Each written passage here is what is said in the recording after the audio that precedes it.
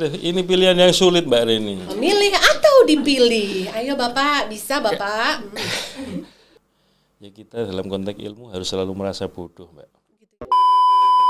Amal atau bertindak harus berbasis ilmu ya. Iya. Tapi kemudian kalau orang berilmu itu harus diamalkan ya. Ilmu amaliyah dan amal ilmiah kira-kira begitu kalau dirumuskan secara singkat. Setidak-tidaknya harus punya 3 kompetensi. Berpikir logis, berpikir kritis, dan berpikir kreatif. Kreatif.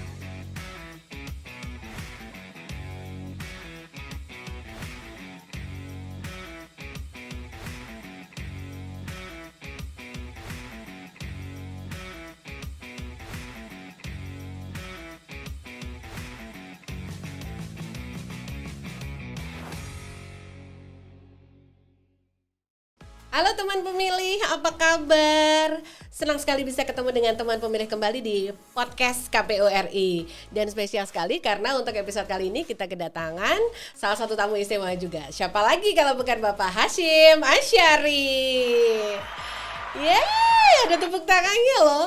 Ya, baik teman pemilih, setelah kita sekitar 1 mingguan menunggu untuk hadirnya hari ini, episode berikutnya ini bisa tayang di hadapan teman pemilih semua. Perlu untuk kita tetap mendisklaimer ya Bapak bahwa kita sebelum proses syuting ini sudah melakukan tes swab antigen dan hasilnya dinyatakan negatif. Alhamdulillah, jadi kita selama proses syuting bisa buka masker ya Bapak ya. Untuk diketahui teman pemilih, semua kru yang bertugas di sini di balik kamera semuanya tetap mengandalkan protokol kesehatan dan juga semuanya tetap menggunakan masker, serta sebelum kita gunakan ruangan ini sudah dilakukan desinfektisasi. Insya Allah aman Bapak. Bapak apa kabar? Alhamdulillah Mbak Reni. Alhamdulillah sehat. Alhamdulillah sehat. Harus sehat terus kita. Harus sehat terus. Iya, Bapak ini pertama kali Bapak masuk ke ruangan ini. Tadi pertama kali masuk rasanya gimana Pak? Nyaman. Nyaman ya? Kayak studio di TV-TV profesional. Masa? Iya. Seneng sekali. Jadi vibes-nya udah kerasa kayak studio beneran ya Iya. Pak ya. Tapi ini katanya dinginnya kurang Pak. Ya nanti ditambahin. Nggak, nanti kedinginan. Soalnya teman pemilih kalau teman-teman atau tamu masuk ke sini biasanya katanya bilangnya aduh dingin banget gitu. Padahal katanya kalau di studio beneran lebih dingin lagi Pak. Katanya dari ini yang Bapak lebih sering ya ke televisi ya. Nah teman pemilih spesial banget hari ini kita akan ngobrol barengan sama Bapak Hasyim Asyari. Beliau anggota Komisi Pemilihan Umum Republik Indonesia, divisinya Bapak? Saya divisi hukum dan pengawasan Mbak Reni. Hukum dan pengawasan, tapi kali ini Bapak akan ngobrol in general sebagai seorang pimpinan di Komisi Pemilihan Umum Republik Indonesia. Biar teman pemilih juga tahu apa sih sebenarnya yang menjadi buah pikir, terus biar bisa kenal lebih dekat dengan Pak Hasyim. Bapak, di dalam waktu Bapak sekarang ini, saat ini Bapak duduk di sini, Bapak masih ingat nggak cita-cita Bapak pas kecil dulu? Kira-kira masih kalau ingat anak kecil ditanya itu kan pasti ya. Gampang cara jawabnya. berpikirnya itu biasanya gini, menjadi dokter. Iya. Kenapa dokter? Biasanya karena apa? Menolong orang, Iya. membantu orang kalau ada orang sakit, lalu diperiksa, dicari formula yang tepat untuk bisa sembuh. Kira-kira kan begitu. Jadi intinya membawa manfaat bagi orang banyak. Bapak dulu juga gitu? Sama Dokter aja ya? lah, sama-sama anak Simple. kecil dulu gitu Ya, ya. Cara dokter. berpikirnya itu. Insinyur ya kan Pak, nggak jauh-jauh dari itu, atau stand still Bapak tetap memang hanya dokter aja ya Pak sampai mulai memilih gitu ketika SMA gitu?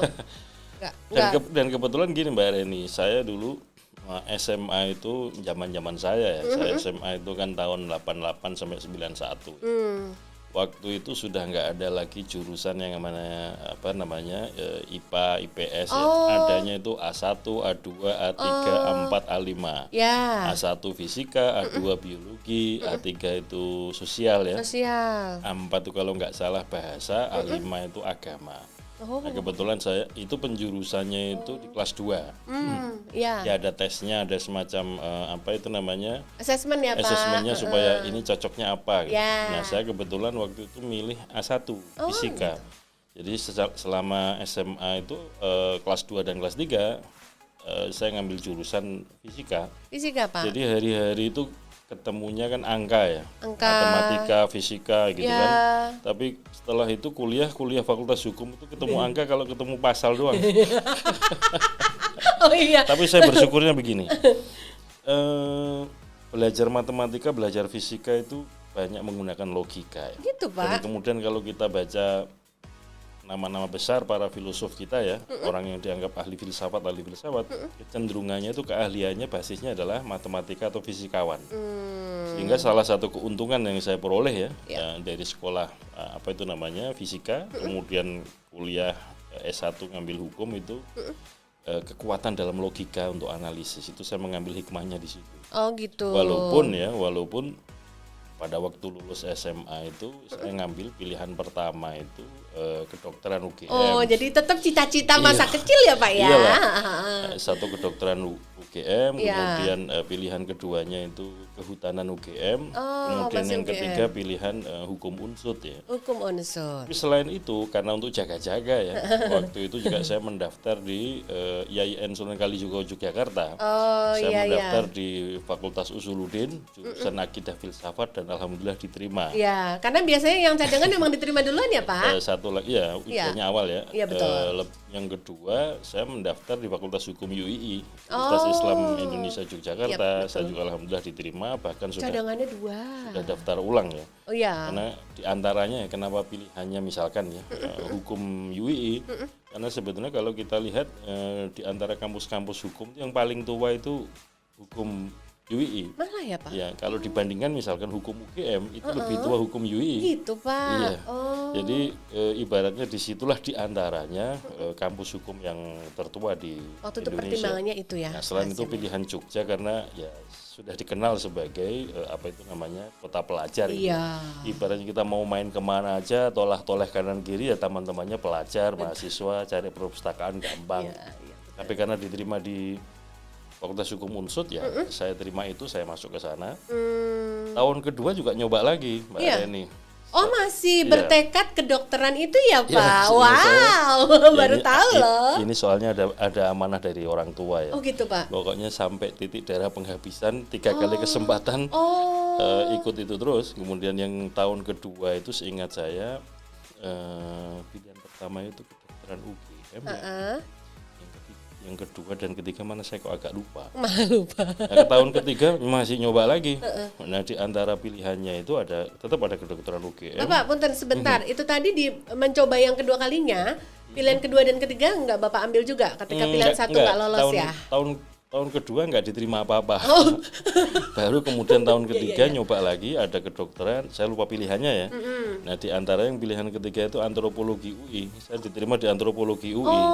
Cuman waktu itu kan sudah masuk semester 5 ya. Iya, Kalau dipikir-pikir bahasa Jawanya itu eman-eman atau Oh, sayang. gitu. Udah semester 5, nilai saya juga di atas 3,5 terus gitu kan. Oh, sayang kalau ditinggal ya, Pak, Iya. yang di unsutnya. Iya. Oh, jadi itulah 3 kali percobaan. Ya pokoknya sudah berjuang ya, Pak, Ya, waktu paling itu. enggak di situ ada ini, Mbak. Amanah orang tua sudah saya penuhi Betul, untuk betul. ikut tes sampai 3 kali berturut-turut. Sampai 3 kali. Iya. Itu udah usaha terbaik ya, Pak Iya. ya. Ha, jadi memang jalan hidupnya mungkin memang digariskan sebaiknya memang di hukum ya, Bapak ya. Ya, namanya hidup kan ditentukan oleh 2 hal, Mbak Iya. Rini. Yang pertama itu namanya garis tangan ya. Yang kedua campur tangan. Oh, Campur tangan itu simple. istilahnya ikhtiar, Iya. berusaha. Iya. Berusaha sudah, kalau memang garis tangannya memang itu ya sudah kita Iya. ikuti garis tangan itu. Betul. Insya Allah ada hikmah di Ada. balik itu semua. Ya. Ketika garis tangan nggak bisa dicampur-campur ya sudah kita ikuti ya, Pak ya. Itu nasihat yang bijak teman pemilih. Jadi ya kalau emang garis tangannya sudah berkata demikian dicampur-campuri, di ikhtiari ternyata belum dapat juga ya nggak apa-apa ya, Bapak. Iya. Tetap berkah gitu. Tetap positif dan juga tetap mensyukuri ya, Pak ya. Ya, Pasti hidup ya. harus positif, harus berprasangka baik. Iya. Jadi istilahnya kan sering kita kenal ya, nggak ada kegagalan. Yang ada adalah kesuksesan yang tertunda kan. begitu. Amin. Ya, kalau kita Dengerin semuanya. kalau kita selalu berpikiran, bertindak, berpikir positif ya, positive thinking, berhusnudon, berprasangka baik itu insya Allah dalam hidup itu nggak ada beban yang penyesalan gitu, nggak Iya. ada. Selalu kita menatap masa depan itu dengan optimis. Ya. Optimis, Yang iya. sering saya gambarkan kepada teman-teman itu begini, termasuk mahasiswa kita Mbak Reni ya. Mungkin Mbak Reni dulu di kelas juga masih ingat ya. Sebentar disclaimer Pak Hasim. Jadi walaupun saat ini di tahun 2002 nasib 2022 ini. Oh ya, 2022 Nasib itu menggariskan Pak Hasyim kita wawancarai di podcast KPRI, tapi sejatinya kembali ke 23-an tahun yang lalu beliau itu dosen saya di Fakultas Hukum Universitas Diponegoro. Dan juga pacarnya Mbak Reni yang sekarang jadi suaminya juga mahasiswa saya. Bukan Pak, bukan. Ini saya harus sungkem dulu. Jadi beliau sebenarnya adalah guru saya ketika masih mahasiswa dulu. Ya betul teman pemilih, saya menua dengan cepat. Beliau yang tidak menua-menua, jadi kelihatan sebaya.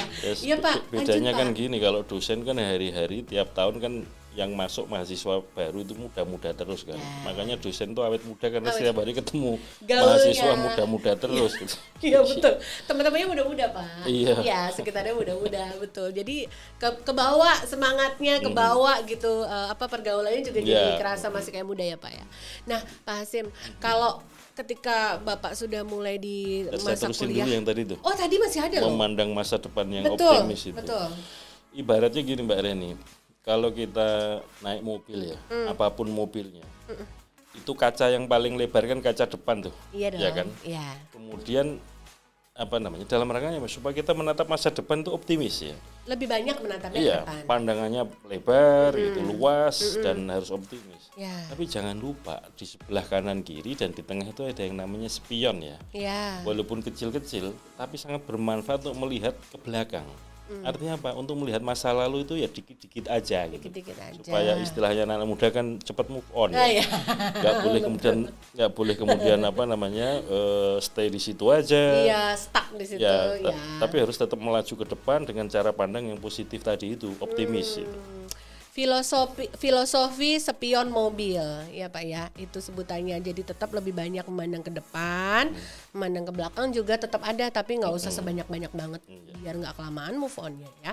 Nah Bapak, kalau ini mulai masuk akal nih ketika Pak Hasyim memilih terus meneruskan pendidikan di bidang hukum, melanjutkan juga S2-nya tidak jauh-jauh bidangnya, kemudian PhD-nya juga masih berkaitan, dan akhirnya Bapak memilih untuk selain menjadi akademisi akhirnya memilih untuk menjadi penyelenggara pemilu. Sebenarnya Pak, bicara jauh sebelum Bapak mungkin menapaki peran sebagai penyelenggara pemilu, karena teman-teman pemilih pasti tahu nih kalau googling Bapak Hasyim Asyari sebelum di KPRI juga beliau adalah penyelenggara pemilu atau anggota KPU, ketua KPU di Provinsi Jawa Tengah. Nah, jauh sebelum menapaki ini semua Bapak pernah kepikir nggak di dalam benak Bapak konsep pemilu demokratis tuh seharusnya seperti apa Pak buat Indonesia? Jadi begini Mbak Reni, ini runtutannya kan kira-kira begini ya. Prinsip utamanya itu adalah ilmu itu harus bermanfaat ya. Ilmu bermanfaat itu seseorang ketika menguasai atau mempunyai kemampuan keilmuan tertentu itu harus diamalkan ya. Supaya apa? Kehidupan itu bayangan ilmuwan itu kan supaya ideal sebagaimana konsep yang ada di ilmu pengetahuan ya. Mbak Reni mungkin pasti ingat guru besar kita almarhum Profesor Sajib Toraharjo ya. Prof. Cip itu ketika mengakhiri masa jabatannya sebagai guru besar di Fakultas Hukum Undip, dan beliau kan dikenal sebagai pegawainya hukum progresif ya. Nah, Prof. Cip itu di mengakhiri masa jabatan sebagai guru besar itu menyatakan dalam pidato ilmiahnya itu judulnya kira-kira begini.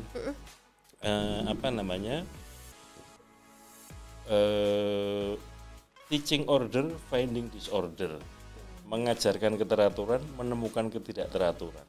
Jadi kayak saya Mbak Reni atau teman-teman sejawat yang dosen fakultas hukum misalkan, hari-hari kan mengajarkan ketertiban ya, order, norma gitu. Tapi mungkin di dalam kelas ketika kita berinteraksi atau begitu keluar dari kelas, yang sering kita temukan kan disorder ya, ketidakteraturan dan segala macam. Nah, itulah tugasnya para ilmuwan, para akademisi itu tidak boleh hanya sekedar berhenti di kelas-kelas. Harus turun, istilahnya itu turun dari pertapaan, turun dari pegunungan, kemudian supaya memberikan pencerahan berdasarkan ilmunya tadi ke masyarakat yang luas. Cara berpikir filosofinya kira-kira begitu. Maka kemudian kalau diruntut ya, saya dulu belajar hukum tata negara di S1. Spesialisasi saya hukum dan politik ya. Nah, karena kalau kita baca hukum buku-buku pengantar ilmu hukum ya, di antara yang paling klasik ya, kita S1 itu kita baca punya Van Apeldoorn itu, terjemahan bahasa Belanda ke bahasa Indonesia pengantar ilmu hukum. Itu ketika beliau menulis tentang apa hubungan ilmu hukum dengan ilmu politik, titik temunya di hukum tata negara. Ibaratnya hukum tata negara itu kalau tubuh manusia ya, itu adalah kerangkanya, tapi darah dan dagingnya itu ilmu politik. Maka dari situlah setelah S1 saya belajar ilmu politik. Setelah belajar ilmu politik, nah disitulah kemudian saya belajar yang namanya political behavior, perilaku politik, voting behavior, perilaku memilih, dan teori tentang sistem kepemiluan, teori kepartaian, dan seterusnya itu. Saya belajar secara mendalam ya dari segi darah dagingnya itu di situ. Walaupun ketika sekolah sarjana hukum kan sudah tahu ya tentang sudah dipelajari juga tentang apa sih pemilu, apa demokrasi dan seterusnya. Dan kemudian ketika saya sekolah S2 itu menyadari bahwa ternyata ilmu politik juga tidak sendirian. Ketika mau belajar perilaku memilih, ada pelajaran tentang psikologi, tentang statistik ya. Kemudian kalau mempelajari budaya politik, budaya demokrasi, kita meminjam ilmu antropologi ya. Kalau mau membaca tentang partisipasi masyarakat, mobilisasi sosial, perubahan sosial, kita belajar sosiologi. Jadi ketika belajar ilmu politik juga tidak bisa mandiri, ada ilmu-ilmu lain yang kemudian memberikan dukungan. Maka kemudian saya mengambil sekolah doktor saya sosiologi politik. Dan kalau dilihat track ya Mbak, maksud saya track kajian saya secara akademik ya, sarjana hukum saya menulis tentang pers ya, terutama topik pemberedelan pers. Ini juga karena situasinya salah satu pilar ya demokrasi kita ini pers, dan kebebasan pers harus dapat jaminan konstitusional ya. Dan perlu diketahui Mbak Reni, kenapa tadi sebelum kita masuk diskusi kita ini saya ngomentari ya, sebaiknya ada kamera di sini, ada gini saya pernah jadi pemret Mbak. Mbak. Saya pernah jadi pemimpin redaksi mahasiswa waktu di majalah mahasiswa Pro Justisia di Fakultas Hukum Unsud. Saya menjadi pernah jadi jurnalis, lalu redaktur pelaksana, wapemret sampai pemret ya. Makanya familiar. Dan di sepanjang di kampus juga sering menjadi istilahnya redaktur jurnal akademik di kampus ya, baik di kampus Undip maupun di beberapa tempat lain, istilahnya redaktur mitra bestari. Kemudian S2 saya menulis tentang demokrasi and civil society ya. Demokrasi dan civil society yang saya studi LBH, Lembaga Bantuan Hukum. Kemudian disertasi saya tentang konsolidasi demokrasi. Studi saya tentang perubahan konstitusi dan pemilu 2004. Karena mengapa? Sudah spesifik loh itu Bapak makanya, ya. Jadi kalau diruntuh tuh kira-kira ya, studi saya mulai S1, S2, S3 itu topik besarnya adalah studi tentang demokrasi ya. Di dalamnya pernik-perniknya itu. Nah, kemudian ketika disertasi itu studi saya terutama tentang perubahan konstitusi. Setidak-tidaknya ini juga dipelajari di ilmu hukum tata negara ya. Kemudian tentang pemilu 2004, mengapa pilihannya itu topik saya. Karena kalau kita buka lagi Mbak Rini, konstitusi kita sebelum perubahan konstitusi ya, atau sebelum amandemen, itu tidak ada konsep tentang pemilu. Tidak ada konsep tentang partai politik. Baru dikenal konsep pemilu, konsep partai politik itu setelah amandemen konstitusi. Dan praktek pemilu konstitusional pertama ya, maksudnya konstitusional artinya yang ada landas hukum konstitusinya itu pemilu 2004. Dan disitulah dipraktekkan katakanlah ya, konsistensi sistem pemerintahan presidensial. Salah satu ciri-ciri pemerintahan presidensial itu kan presiden dipilih langsung oleh rakyat lewat pemilu. Dan disitulah pertama kali dipraktekkan pemilu 2004 ya. Makanya itu saya jadikan topik studi. Nah, salah satu keuntungan saya ya, katakanlah ini keberkahan hidup saya begini, saya mempelajari itu dan saya mempraktekkan. Karena waktu pemilu pertama kali, Pilpres pertama kali 2004, saya berkesempatan menyelenggarakan itu di Jawa Tengah, menjadi anggota KPU Provinsi Jawa Tengah. Itu salah satu keberkahannya. Oleh karena itu Mbak Reni ya, kalau bicara tentang pemilu demokratis tadi itu ya, itu indikator utamanya itu yang sering disampaikan oleh para ahli dan sering saya kutip, saya sampaikan adalah predictable procedure but unpredictable result. Jadi harus ada aturan yang berkepastian hukum, prosedur yang pasti, kemudian untuk hasilnya nggak bisa diprediksi. Kalau sebuah pemilu hasilnya sudah bisa diprediksi itu bukan sebagai lembaga survei ya, tapi sudah bisa ditentukan bahwa sebelum pemilu partai A pasti sekian, partai B sekian. Nah itu tanda-tanda tidak demokrasinya kelihatan. Oh gitu. Bahkan kalau kemudian aturannya nggak jelas, hasilnya sudah bisa diketahui sejak awal, itu malah kecenderungannya pemilu di negara-negara yang otoriter ya. Gitu. Kita ini bergerak dari waktu ke waktu. Turning point-nya itu kan ketika ada pemilu 99.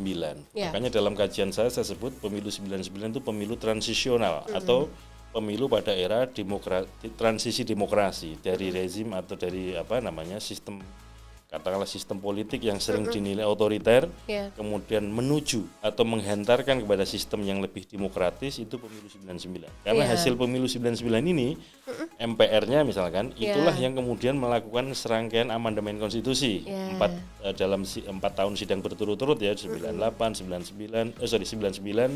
2001, 2002. Itu kemudian 4 kali sidang itulah menghasilkan amandemen konstitusi, dan kemudian dipraktekkan pilpresnya pertama kali pemilu 2004. Makanya saya mengkategorikan pemilu 2004 itu masuk kategori pemilu dalam konteks konsolidasi demokrasi di Indonesia. Maka apa? Saya sebut konsolidasi karena landas hukum, payung hukumnya berupa konstitusi yang menjadi dasar konstitusional ada pemilu, itu adalah hasil amandemen konstitusi ini. Disitulah dimulainya pemilu dalam konteks konsolidasi demokrasi pemilu 2004. Di 2004 ya Pak. Jadi ini secara pribadi ya, bayangan saya begini, saya sangat bersyukur ketika katakanlah ya dalam batas-batas tertentu, mungkin sangat minimalis, saya punya pengetahuan, bisa saya kontribusikan secara positif dalam konteks besar itu konsolidasi demokrasi di Indonesia. Dalam konteks praktis itu saya sumbangsihkan untuk menjadi bagian dari penyelenggara pemilu di Indonesia. Karena perlu kita ingat Mbak Rin, dan perlu kita ketahui teman-teman pemilih bahwa penyelenggara pemilu yang profesional, mandiri dan berintegritas itu menjadi faktor penting dalam terbentuknya atau terciptanya pemilu yang demokratis dan berintegritas ya. Oleh karena itu kalau kita baca undang-undang dulu ada undang penyelenggara pemilu, sekarang ada undang-undang pemilu yang intinya mengatur tentang lembaga penyelenggara pemilu, itu salah satu karakternya kan berpikir secara profesional ya.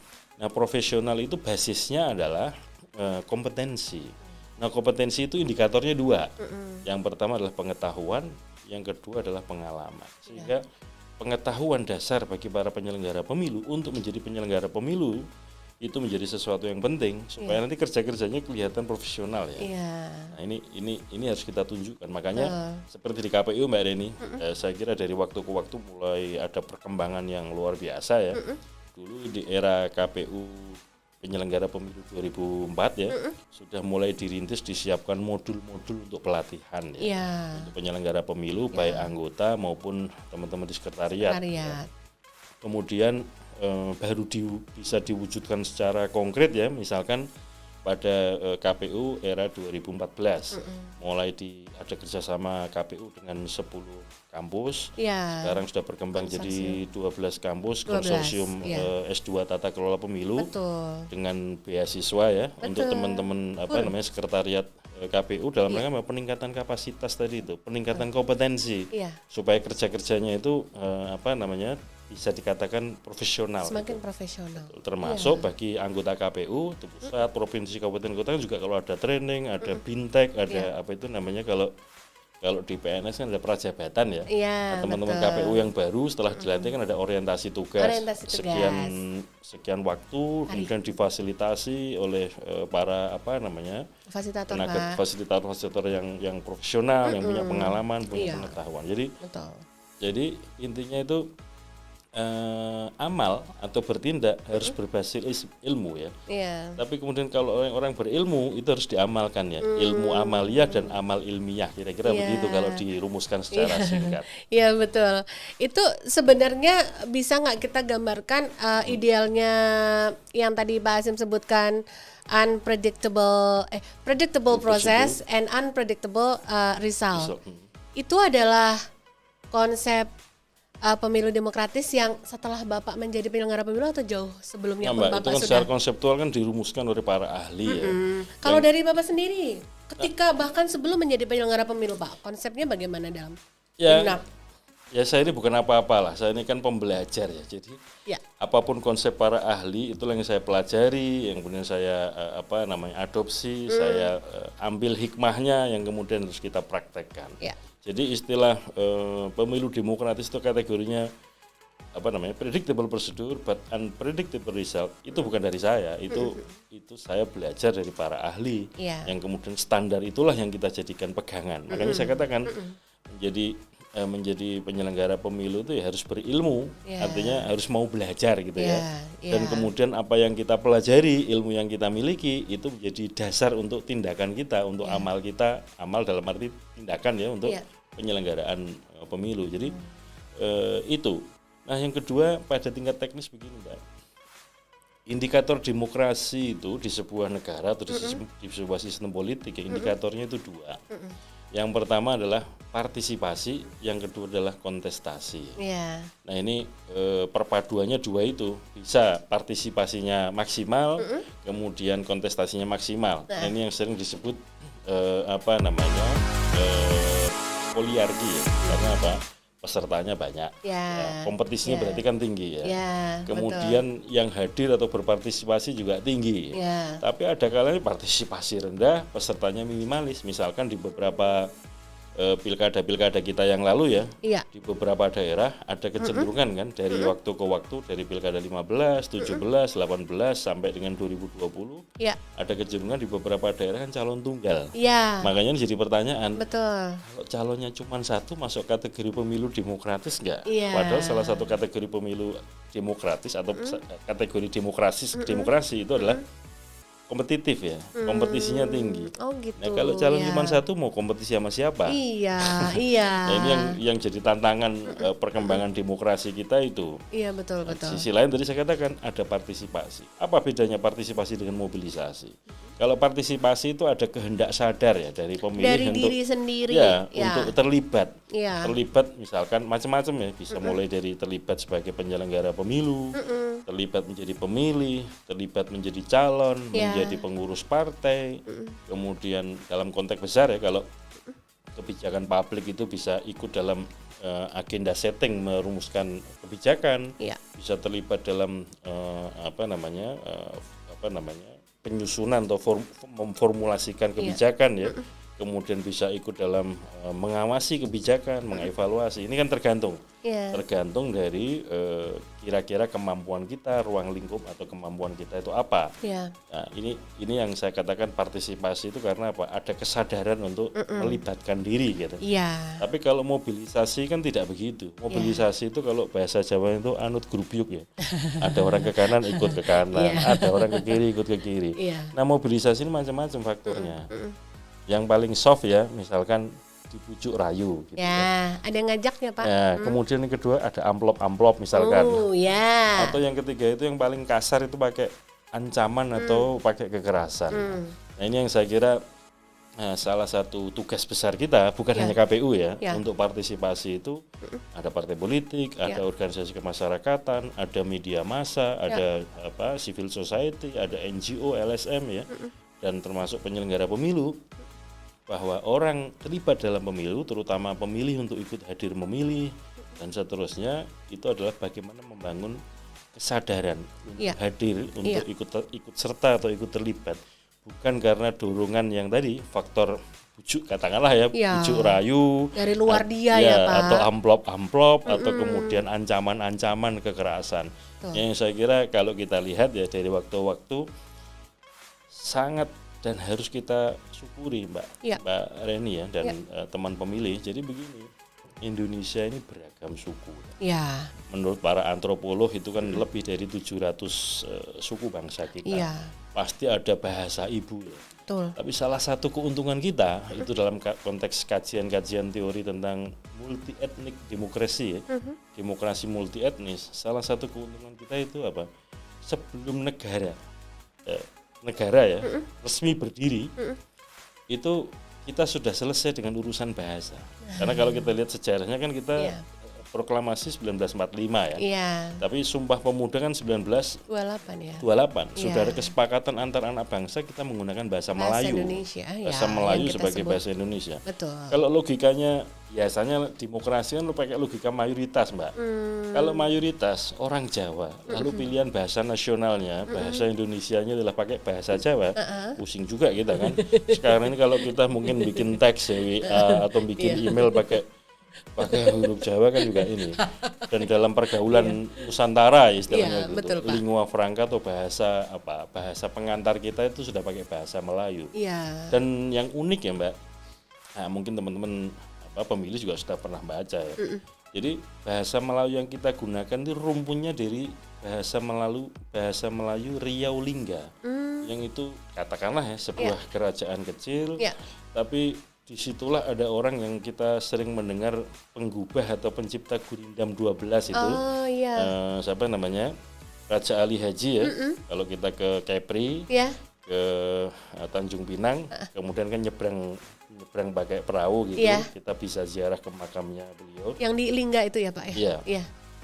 Bukan. Malah bukan di Lingga ya? Pulau-pulaunya ke Pulau Penyengat ingat saya namanya. Nah, itu nyebrang pakai perahu sedikit lah dari dari daratan besar, daratan utama. Nah, beliaulah orang pertama yang menyusun kamus bahasa Melayu. Gitu. Mengapa kemudian namanya legendaris dalam konteks pembentukan bahasa nasional, bahasa Melayu sebagai bahasa nasional di situ. Ini satu keuntungan bagi perkembangan demokrasi kita yang multi etnik ini ya. Satu bahasa pengantar, bahasa pergaulan yang bisa disepakati dan digunakan.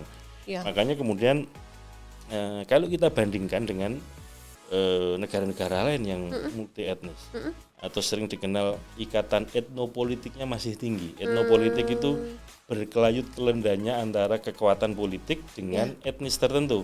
Oh, kalau partai ini cenderung identifikasinya suku ini, etnis ini, sehingga kemenangan dan kekalahan partai itu identik dengan kemenangan dan kekalahan suku tertentu, etnis tertentu. Di Indonesia kan berdekatan udah nyaris nggak ada. Itu harus kita syukuri ya. Betul Pak. Selain itu Mbak Reni ya, begini, Indonesia ini dari konteks demokrasi elektoral sekarang ini kan peringkat ketiga ya, yang mempraktekkan demokrasi elektoral setelah India dan Amerika Serikat ya. Mungkin dari segi dedengkot atau mbah buyutnya demokrasi itu di Amerika Serikat ya. Tapi kalau dilihat dari segi jumlah pemilihnya India ya.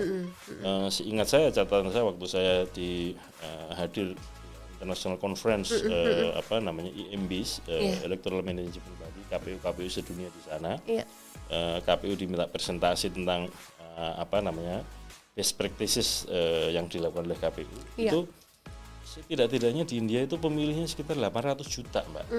Nah, kalau Indonesia terakhir ya pemilu 2019 kemarin kan sekitar 190-an juta ya. Itu kan cuman katakanlah hampir 20%-nya lah. Dari pemilihnya India ya. Tapi Indonesia ini peringkat ketiga demokrasi elektoral terbesar di dunia. Yang saya kira ini penting ya. Bukan apa-apa. Kebetulan di Indonesia ini kan warga muslimnya banyak. Tinggi jumlahnya. Seringkali di negara-negara yang berbasis muslim itu tidak comparable dengan demokrasi. Nah, makanya kemudian banyak ahli-ahli demokrasi di dunia itu mencatatkan bahwa ada yang unik di Indonesia. Indonesia ini warganya banyak muslim tapi mempraktekkan demokrasi. Maka kemudian Indonesia ini peringkat pertama negara-negara berbasis warga muslim yang mempraktekkan demokrasi. Sehingga kemudian banyak orang meneropong Indonesia. bukan hanya meneropong ya dalam arti mengkaji, tapi juga banyak belajar ke Indonesia. Gimana ceritanya ini? Yang katanya Islam, nilai-nilai Islam dengan nilai demokrasi nggak kompatibel, kok ini di Indonesia dipraktekkan dengan santai, tanpa ada beban. Orang-orangnya ya katakanlah ya mempraktekkan demokrasi ya biasa-biasa aja, tidak conflicting sebagaimana di negara-negara Timur Tengah misalkan. Betul, Pak, betul. Makanya hal-hal seperti ini saya kira positif buat kita dan juga buat kita bangsa Indonesia sebagai warga dunia gitu. Jadi patut kita syukuri dan kita ini jadi percontohan untuk hal-hal yang positif kayak gitu. Alhamdulillah. Ya misalkan ya di negara-negara Timur Tengah yang sesama Muslim kadang-kadang kan lagi sholat Jumat masjidnya dibom. Alhamdulillah di Indonesia nggak ada. Kekerasan politik yang sifatnya kayak menculik antar tokoh politik di Indonesia alhamdulillah nggak ada. Tidak pakai. Nah itu artinya sesuatu perkembangan positif bagi konsolidasi demokrasi di Indonesia. Walaupun mungkin masih ada catatan-catatannya ya, misalkan beberapa waktu yang lalu muncul buku kajian tentang demokrasi for sale in Indonesia gitu. Kayak enak juga kan bacanya. Ini kayaknya kayak diskon akhir tahun gitu. Demokrasi diperjualbelikan dengan murah. Itu isinya memang benar-benar literally seperti judulnya, Pak ya. Ya, jadi dia menggambarkan tentang praktek-praktek istilahnya itu food buying ya, jual beli suara. Nah, ini yang kemudian merendahkan faktor partisipasi tadi itu. Makanya kemudian faktor partisipasi walaupun patut kita syukuri ya pemilu serentak kemarin kita kan angkanya sekitar ya hampir 82% lah ya.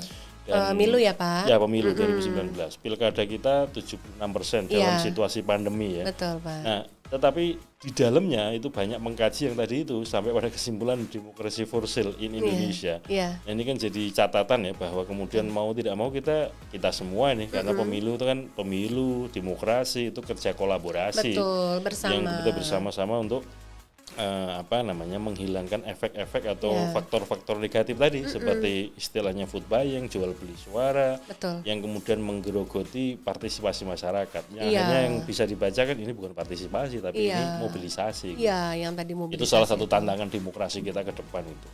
Baik. Nah, teman pemilih seru ya kalau ngobrolnya sama akademisi, literasinya luar biasa banyak loh yang bisa dibagi loh.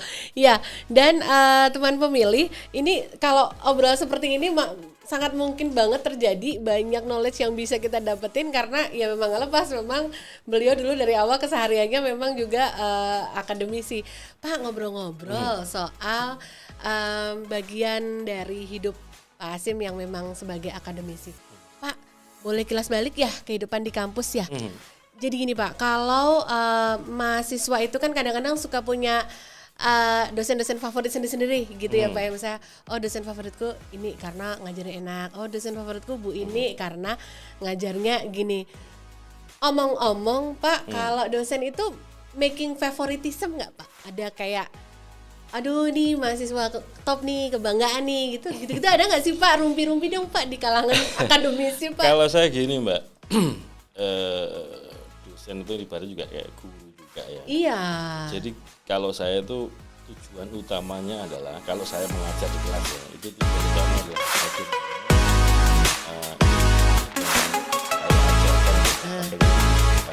itu aja.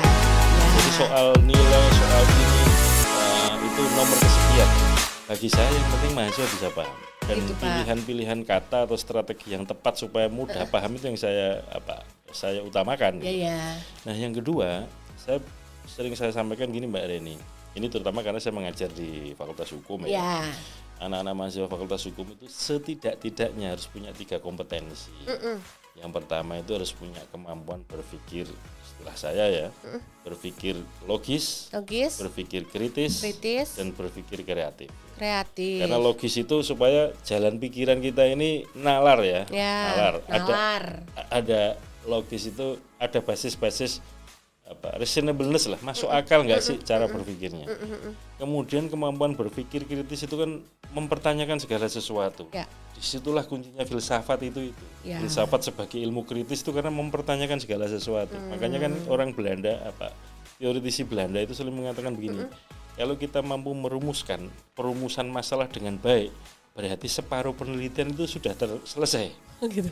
Karena kalau kita nggak mampu mengidentifikasi masalah, nggak mampu merumuskan, lalu mau nulis apa? Itu dimulai dari berpikir kritis ya. Misalkan dulu ya, sorry teman-teman pemilih ya, waktu pemilu 2004 pertama kali simbol warna KPU itu kan orange ya. Pertanyaan, kenapa orange?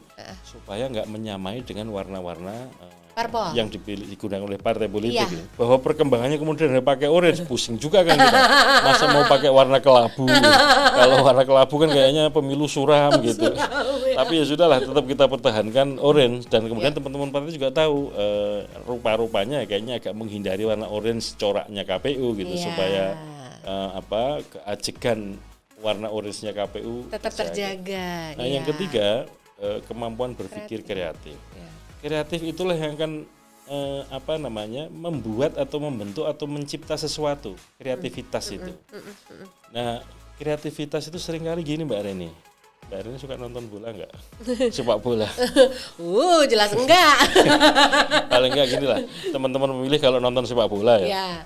Yang namanya pemain handal itu enggak pernah giring bola sendirian sampai gawang. Mesti banyak yang menghadang, tapi dia masih bisa berkelit membawa bola sampai mengegolkan atau setidaknya assist atau mengumpan ya. Mengumpan ya. Biasanya pemain handal itu dikenal begitu. Misalkan yang saya amati misalnya Zinedine Zidane. Kalau membawa bola kan kayak gitu ya. Ada Maradona sebelumnya, ada Pele, kemudian generasi-generasi berikutnya kan ada Ronaldo ya. Kemudian ada Messi. Yang belakangan ada Muhammad Salah misalkan. Itu kalau kita lihat nggak pernah orang-orang hebat itu, yang kreatif itu tanpa dihadapkan pada situasi yang rumit atau sulit. Jadi kreativitas itu munculnya biasanya kalau kita menghadapi krisis, menghadapi tantangan yang berat. Makanya mahasiswa hukum selalu saya ajarkan itu. Yang pertama harus punya kemampuan berpikir logis, kritis dan kreatif. Nah, yang kedua harus punya kemampuan untuk Mbak, pidato di depan publik itu. Public speaking. Karena apa? Sarjana hukum nggak bisa ngomong, nggak laku. Ya kan? Apalagi jadi pengacara, jadi hakim yang harus ngomong gitu kan. Betul, Pak. Yang namanya ngomong itu kan harus nalar juga kan. Makanya harus dibangun kerangka berpikir yang logis, kritis, kreatif itu dulu. Maka kemudian itulah yang dipraktekkan dalam kemampuan verbal ngomong. Dan itu harus dilatih, Mbak. Nah, biasanya kecenderungannya mahasiswa yang dulu dari pesantren itu lebih jago-jago. Karena gitu, anak-anak di pesantren itu biasanya seminggu sekali pasti ada yang namanya hitobah ya. Hitobah itu pidato. Di pidato ada yang pakai bahasa Arab, bahasa Inggris, bahasa Indonesia, bahkan bahasa Jawa di depan atau bahasa lokalnya ya, di depan santri-santri yang lain. Jadi mereka udah terbiasa dilatih itu. Nanti setiap Jumat juga gantian teman yang lain. Jadi khotib ya, khotib Jumatan maksud saya. Nanti juga di forum-forum juga begitu. Terlatih. Nah, public speaking itu kan skill ya. Skill itu harus dilatih. Bukan sekedar kognitif ya. Kalau kognitif itu mungkin baca bisa, tapi kalau keterampilan itu harus dilatih. Makanya kalau kita pernah dengar almarhum Bob Sadino ya, Bob Sadino itu pernah nulis buku simple ya. Judulnya itu Roda Bob Sadino. Beliau menggambarkan lingkaran begini nih, ditarik garis vertikal dan dari garis horizontal, diagram gitu ya. Kemudian di sebelah kiri atas itu pintar, sebelah kanan atas terampil. Nah di bawah ada panah ke atas, yang sebelah kiri itu kalau mau pintar maka di situ belajar. Nah, belajar panahnya ke atas maka pintar. Nah yang kolom kanan yang terampil bawahnya apa? Berlatih. Maka kalau pengen terampil harus berlatih. Public speaking itu juga harus berlatih. Kemudian yang ketiga adalah kemampuan untuk menulis, Mbak. Soalnya apa? Nanti profesi-profesi hukum itu ya, jadi hakim nulis putusan, jadi jaksa nulis tuntutan, dakwaan ya kan. Jadi polisi membuat laporan polisi. Jadi pengacara membuat apa? Pembelaan ya, jawaban pembelaan dan seterusnya. Kemudian kalau jadi notaris ya bikin dokumen-dokumen hukum ya. Iya, betul. Teman-teman yang bekerja di sektor public sektor ya, maksud saya di pemerintahan ya, ada legal drafter misalkan. Ya. Di kementerian, di kantor presiden, di kantor KPU, Ya, kemudian di kantor DPR yang memang tugasnya regeling, membuat regulation. Ya. Kemampuan menulis itu penting. Ya. Ini yang saya selalu saya sampaikan kepada mahasiswa. Makanya ada satu lagi sebetulnya, brave, keberanian. Sarjana hukum nggak berani, Mbak, nggak laku, Mbak. Makanya kalau bahasa Jawa itu latihan kendel ya. Latihan kendel. Jadi saya sering bilang gini, Mas, kalian kalau pengen latihan berani, sekali-sekali lah naik motor ngelanggar lampu merah. Tapi lampu merah yang dijaga polisi. Supaya apa? Nanti dikejar polisi. Terus Biasanya polisi itu kan gini. Selamat pagi, Pak. Iya. Mohon identitas apa namanya? SIM, STNK gitu. Sebelum Pak polisinya nanya, tanya dulu. Begitu selamat pagi Pak. Bapak dinas di satuan apa? NRP-nya berapa? Itu pasti polisinya mikir, jangan-jangan anaknya komandan saya ini. Kalau dia berani gitu begitu, ya? iya. Gitu. Harus latihan, Mbak. Berani itu harus latihan. Kalau nggak ada latihannya, ya ini skill ya. Iya. Bahwa nanti udah saudara ikut ke pos misalnya, ya udah ikut aja ke pos, nanti bantah-bantahan di situ nggak apa-apa. Bahwa kemudian harus ditilang ya tilang. Disitulah latihan keberanian. Berat ya Pak, latihan keberaniannya. Emang harus berani.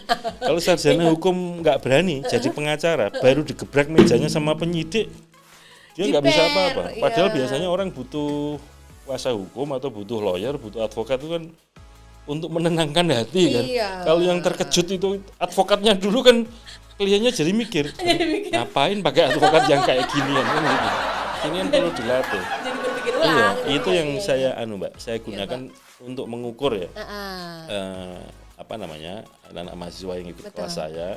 Di antaranya itu saya minta untuk nulis, nanti presentasi. Nah, dari situ saya bisa melihat kan kemampuan berpikirnya gimana gitu. Iya. Setidaknya itu. Makanya kemudian di kampus-kampus hukum belakangan itu kan kemudian ada lomba legal drafting, ada lomba debat hukum ya, moot court, peradilan semu. Itu dalam rangka apa? Melatih.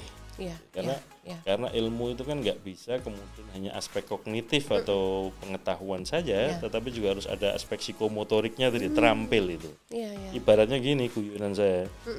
Kalau ada anak-anak mahasiswa teknik elektro misalkan ya, kalau Anda nggak pernah masuk laboratorium dan nggak pernah kesetrum listrik, Anda itu nanti sarjana sastra listrik, bukan sarjana teknik listrik.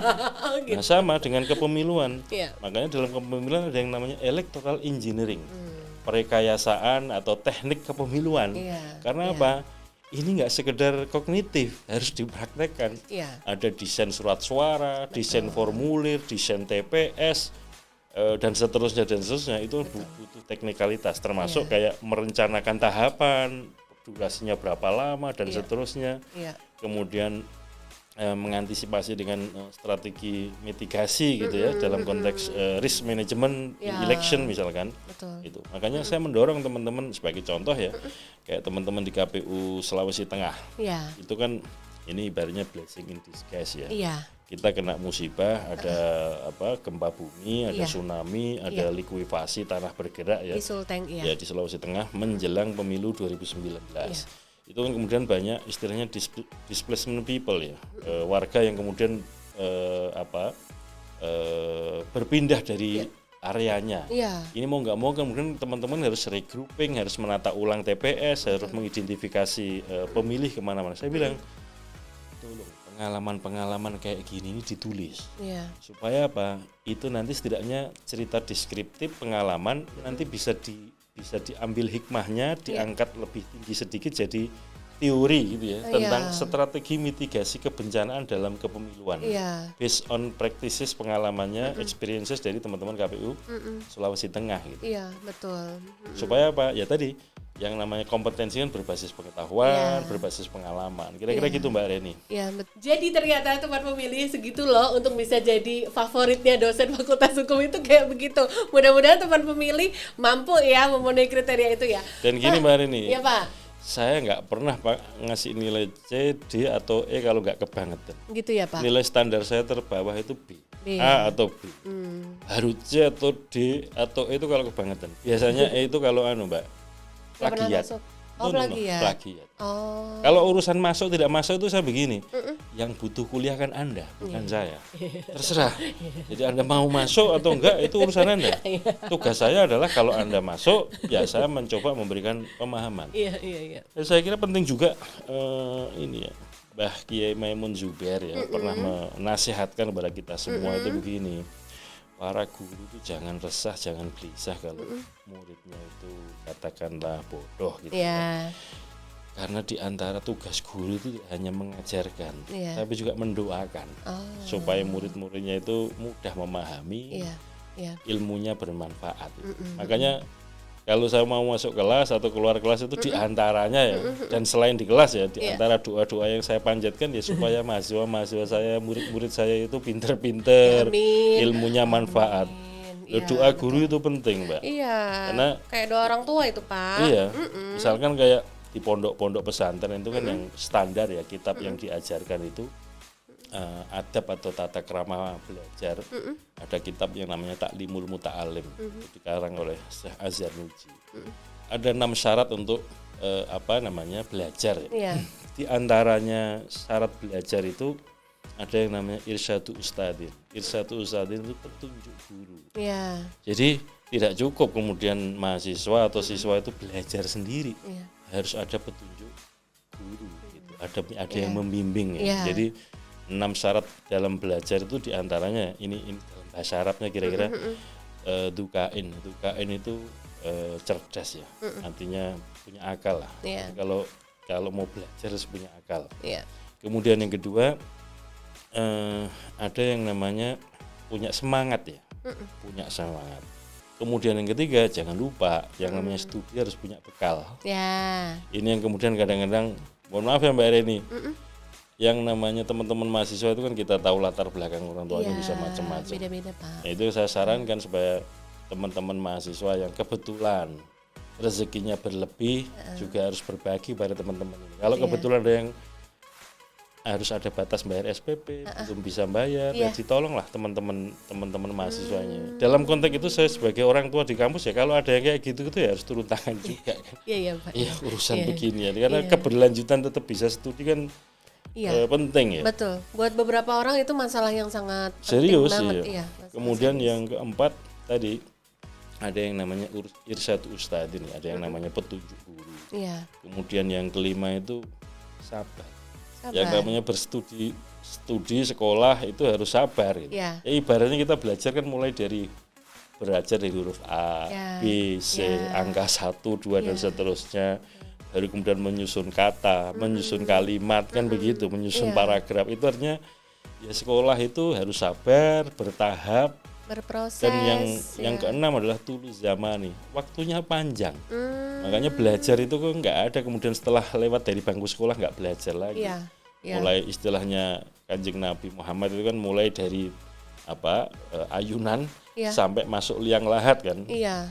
Durasi waktu kita belajar itu masih begitu. Boleh belajar terus. Misalkan walaupun ya saya dari dosen mengajar home base saya di situ ya. Tapi yang namanya belajar harus tetap saya lakukan, Pak. Yang namanya ilmu kan berkembang, teori berkembang. Nah, kalau yang saya baca yang ini buku-buku itu terus, buku-buku lama terus misalkan. Sementara resource ya. Open sources misalkan buka internet segala macam sudah sangat luas ya.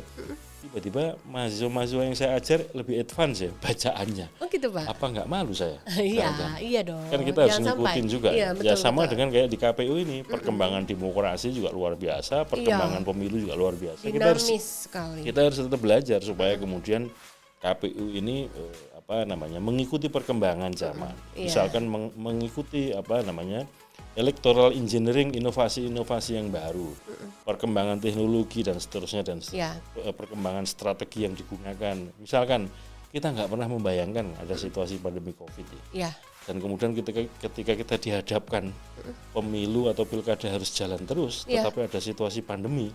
Ini kalau tadi kembali ke tadi, kalau kita nggak punya kemampuan berpikir kreatif, Mbak Reni, ya nggak akan ada jalan keluar. Iya, Pak, ya. Dalam situasi kayak gitu maka kemudian kreativitas kita kan tertantang ya. Ini harus gimana? Harus bikin apa ini dalam situasi kayak begini. Makanya saya juga dalam diskusi-diskusi dengan teman-teman sejawat KPU di pusat, kemudian teman-teman di kesekjenan KPU, dengan KPU provinsi, kabupaten kota, selalu saya ajak berpikir kreatif itu. Ya mulai dari berpikir logis, berpikir kritis dan berpikir kreatif. Karena situasi yang kita hadapi itu biasanya itu di luar jangkauan hukum. Maksud saya begini, aturan dibikin Undang-Undang Pemilu 2017 ya. Nah ini digunakan untuk pemilu 2019. Nanti kalau tidak ada perubahan undang-undang, pemilu 2024 masih Undang-Undang 7 2017. Padahal ketika digunakan pemilu 2019 kita tahu, ada salah apa yang belum diatur misalkan. Betul. Mau tidak mau kan kita harus cari jalan kreativitas gitu yang menghadapi situasi itu, termasuk nanti pemilu 2024 kalau kita bayangkan ya, dan cara berpikir kita antisipatif menggunakan asumsi masih pandemi COVID, maka mau nggak mau strategi sebagaimana yang telah kita terapkan di Pilkada 2020 itu akan kita adopsi, kita gunakan untuk pemilu 2024, Pilkada 2024. Kira-kira gitu kan. Baik, itu dia. Nah, memang kompleks banget, hal-hal yang dinamis memang harus dihadapi dengan kemampuan yang itu tadi, berani untuk kreatif tapi tidak keluar dari dasar ranah hukumnya ya Bapak ya. Betul. Nah teman pemilih, kita udah seru banget nih ngobrol sama Pak Hasyim Asyari, dan nanti kita akan teruskan obrolan yang seru lagi. Tetap akan kita bisa kenal lebih banyak lagi apa sih ide-ide dan apa yang ada dalam kepala Bapak Hasyim Asyari. Tapi jangan kemana-mana ya, tetap berada di podcast KPU RI, hanya di kanal YouTube Komisi Pemilihan Umum Republik Indonesia.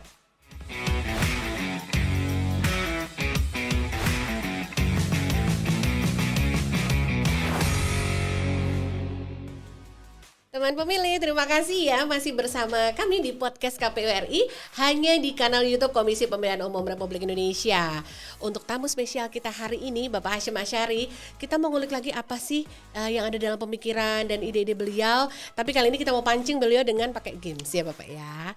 Pak, nggak usah deg-degan. Ini hanya ada 2 games aja sederhana. Kita akan pancing apa sebenarnya yang menjadi buah pikir Pak Hasyim, biar teman pemilih lebih kenal lagi sama Bapak. Tapi kita pakai dengan kalimat-kalimat yang kita sudah pilihkan. Ya, Bapak udah siap? Bismillah dulu Bapak. Bismillahirrahmanirrahim. Jadi deg-degan beneran ini. Gak usah deg-degan. Ini santai Bapak. Oke, Bapak sudah siap ya. Bapak nanti yang baca, terus nanti saya tunjukin ke teman pemilih. Silakan Bapak baca. Mengajar atau diajar? Pilih salah satu Bapak, terus kenapa alasannya? Saya pengen tetap diajar, Pak. Tetap diajar, Pak, gitu. Karena Bapak? Supaya tetap semangat belajar terus. Supaya tetap semangat. Kalau dibaca ya, mengajar dan diajar itu kesannya. Itu kayaknya yang mengajar itu lebih superior dibanding yang diajar ya. Iya. Tapi sebetulnya yang ingin saya pilih diajar itu karena apa? Ya kita dalam konteks ilmu harus selalu merasa bodoh, Mbak. Gitu ya Bapak. Karena saya agak lupa ya. Apakah itu Imam Ghazali, itu Imam Syafi'i? Kayaknya Imam Ghazali deh. Imam Ghazali itu pernah menyatakan begini. Iya. Kullama zadani ilman fa illam yazzad illa bijahli. Setiap kali saya tambah ilmu, itu sesungguhnya saya tambah sadar kalau saya ini masih bodoh. Iya. Jadi kalau saya memposisikan saya diajar, saya milih tetap diajar, itu supaya tetap saya semangat untuk belajar. Semangat untuk belajar terus. Kalau saya pengennya mengajar terus, itu seolah-olah saya kayak gudangnya ilmu ngajar terus. Tapi gitu. Saya pengennya tetap belajar, pengen berguru. Ketemu Mbak Reni, ketemu teman-teman redaktur di sini, saya banyak belajar ini. Belajar apa Pak dari kita? Belajar apa celelean Pak. Paling enggak gini loh. Iya, Pak. Yang namanya belajar atau yang jadi guru bagi saya ya. Itu tidak hanya orang.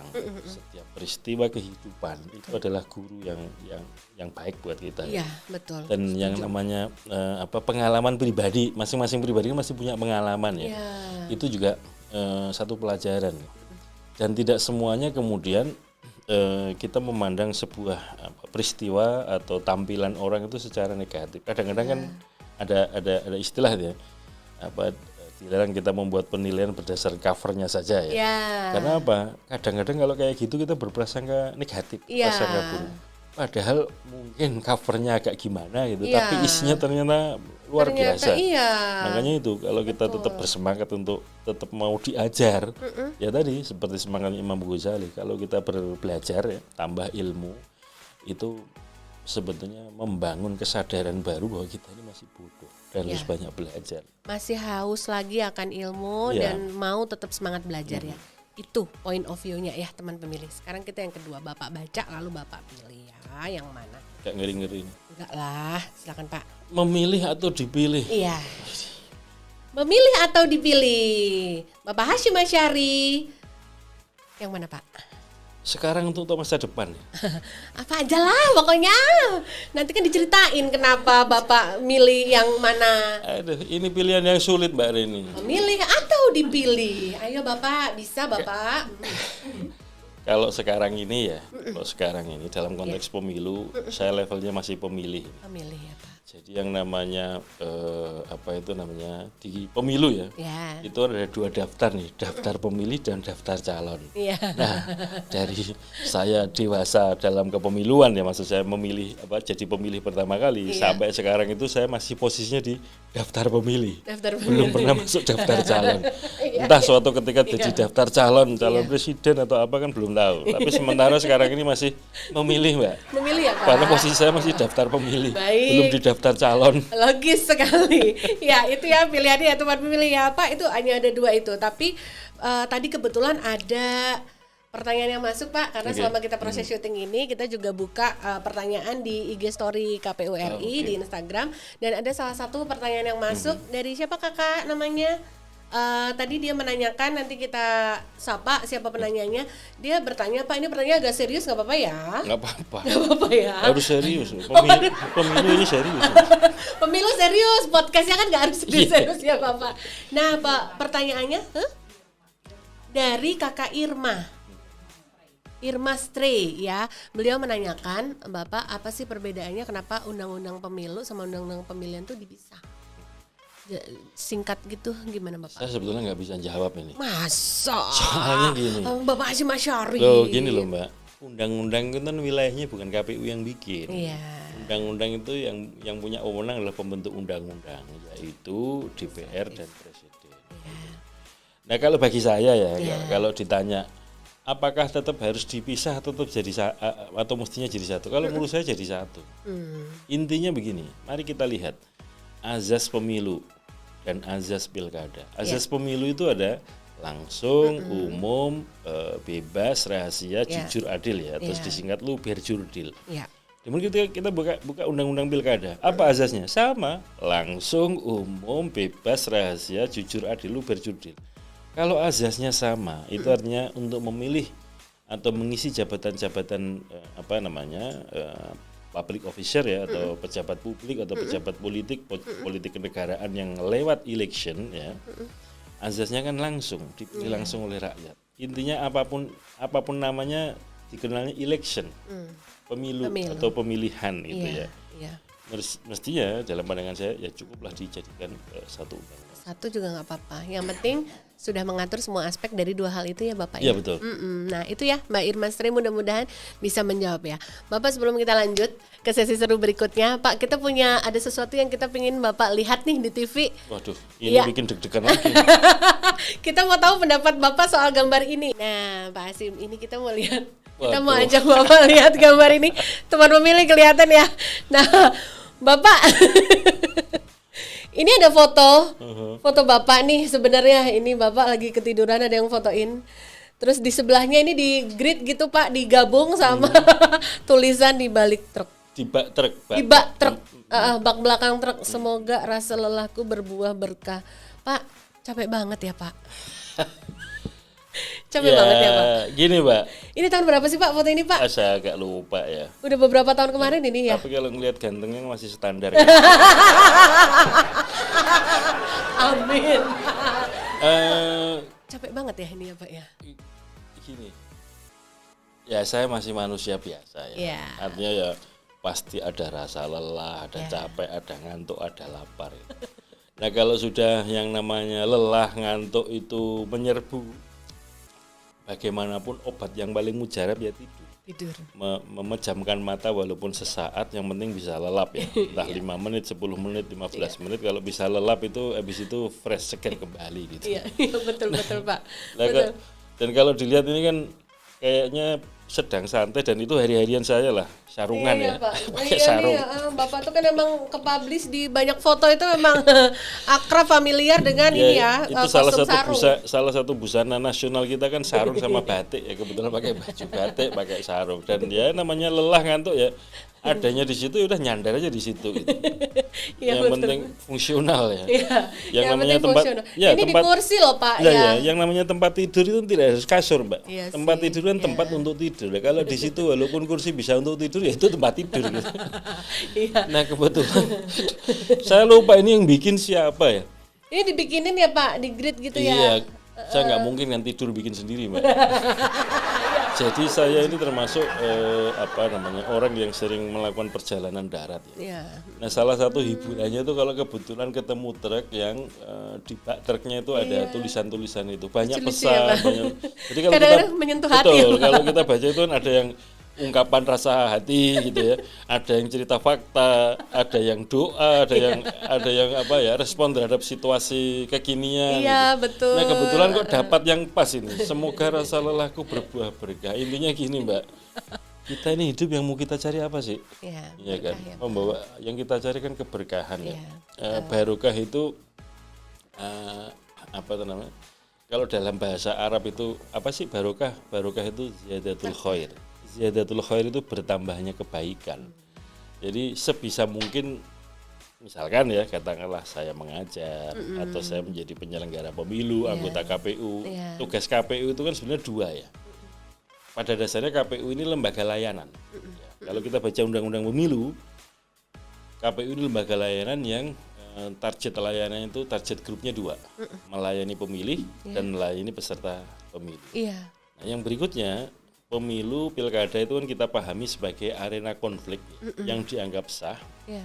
untuk mencari kekuasaan, mencapai kekuasaan atau mempertahankan kekuasaan. Itu kan situasinya kan conflicting. Iya. Hanya salah satu indikator demokrasi kan ada kontestasi, ada persaingan. Nah, disitulah ada konfliknya. Iya. Nah, KPU penyelenggara pemilu itu harus dimaknai sebagai manajer konflik. Iya.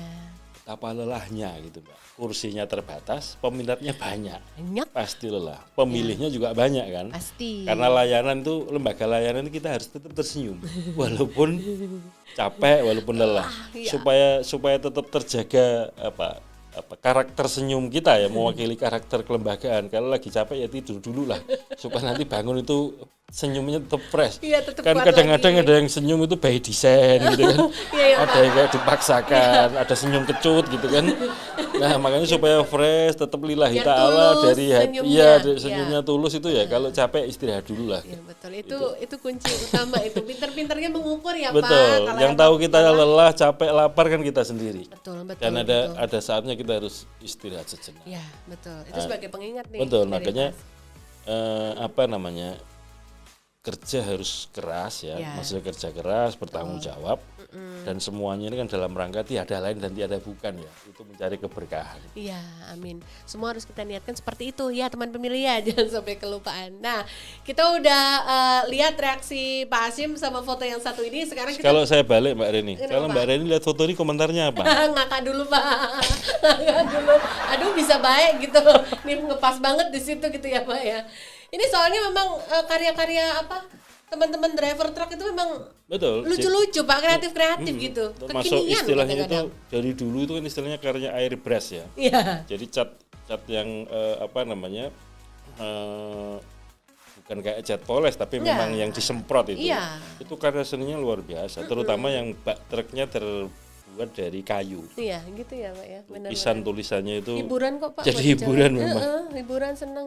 Kita juga seneng, pasti teman-teman juga sering tuh foto-fotoin kalau ada tulisan di Itu diantara yang selalu saya ingat-ingat itu ya. Dan kalau buat cerita ke teman-teman itu apa Pak? kesannya itu kayaknya agak nakal pikirannya. Tapi itu sebenarnya netral ya. Apa tuh Pak?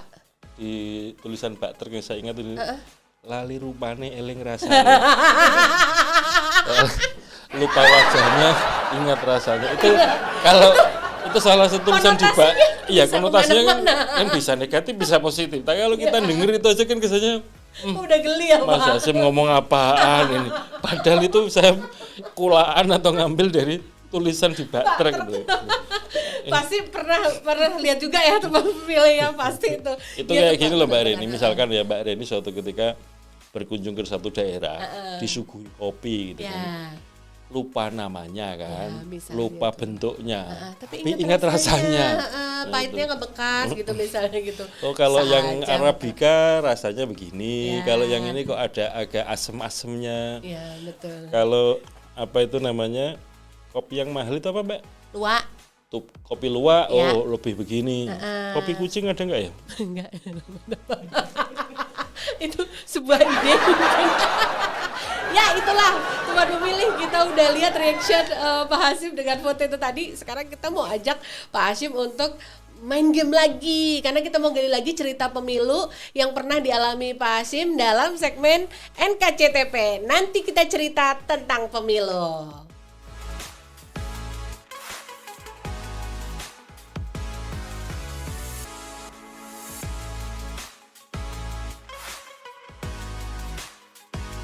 Nah, teman pemilih, sampai juga kita di sesi NKCTP. Nanti kita cerita tentang pemilu. Sekarang kita akan mengajak Pak Hasyim untuk menggali lagi kenangan beliau tentang cerita yang pernah beliau alami semasa menyelenggarakan pemilu dan juga pemilihan selama sekian tahun terakhir ini beliau bekerja sebagai penyelenggara pemilu. Caranya sama seperti episode yang sebelumnya. Kita akan meminta Bapak untuk mengambil gulungan yang ada di dalam fishbowl ini.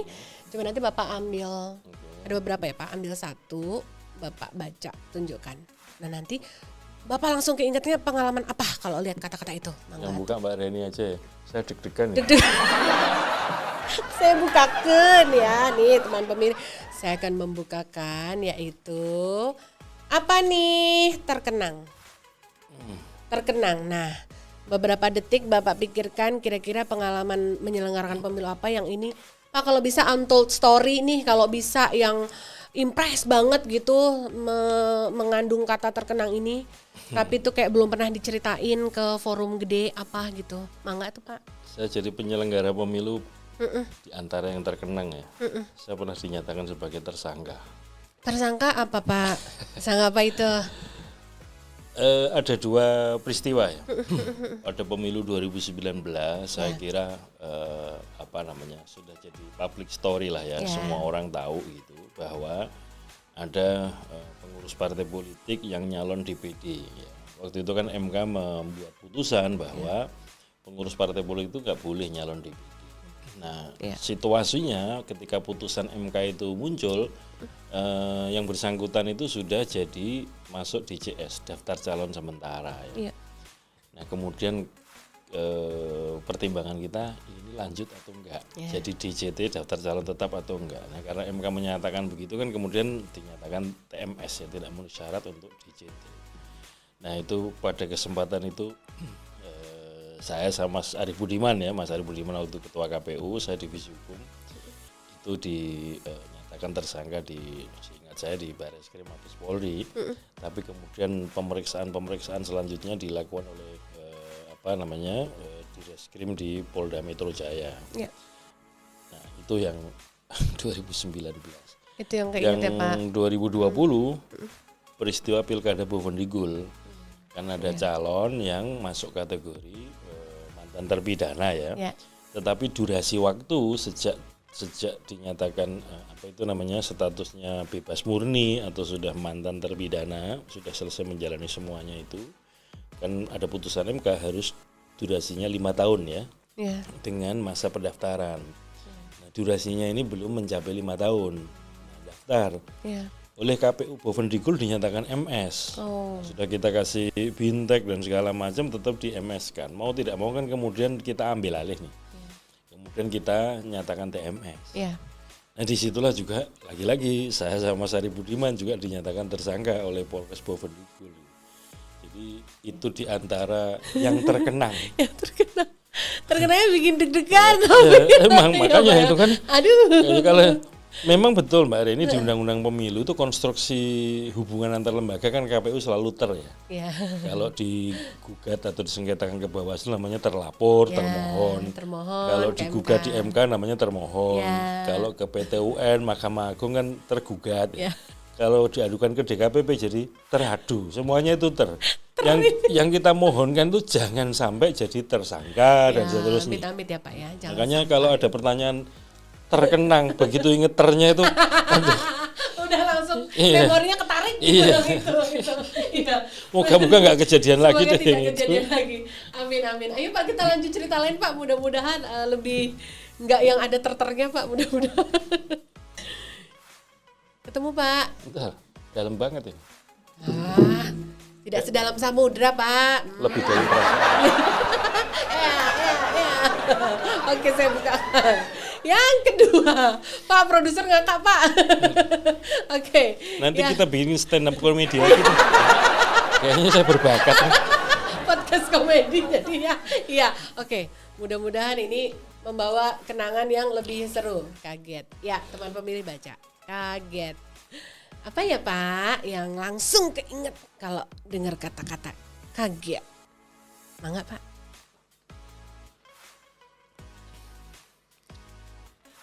Lagi milih. Soalnya saya orangnya nggak kagetan. Jadi agak lama ini. Nah ini hal yang baru ini. Jadi apa begitu ya? muncul kaget kan saya mikir, aduh, saya kaget tuh bagian apa ya? Suatu pengalaman menyelenggarakan pemilu tapi itu kayak wow, kaget, surprise, kaget aja. Oke lah, jadi begini. Pada waktu kita membayangkan ya, begitu baca Undang-Undang Nomor 7 2017, Ya, itu kan pemilu 2019 itu kan dikenal dengan pemilu serentak ya. Ya. Serentak apanya? Serentak pemungutan suaranya. ya, Kita membayangkan begini Mbak, pada hari itu ya, tanggal 17 April 2019, hari Rebu, hari Ya. keramatnya pemilu keramat.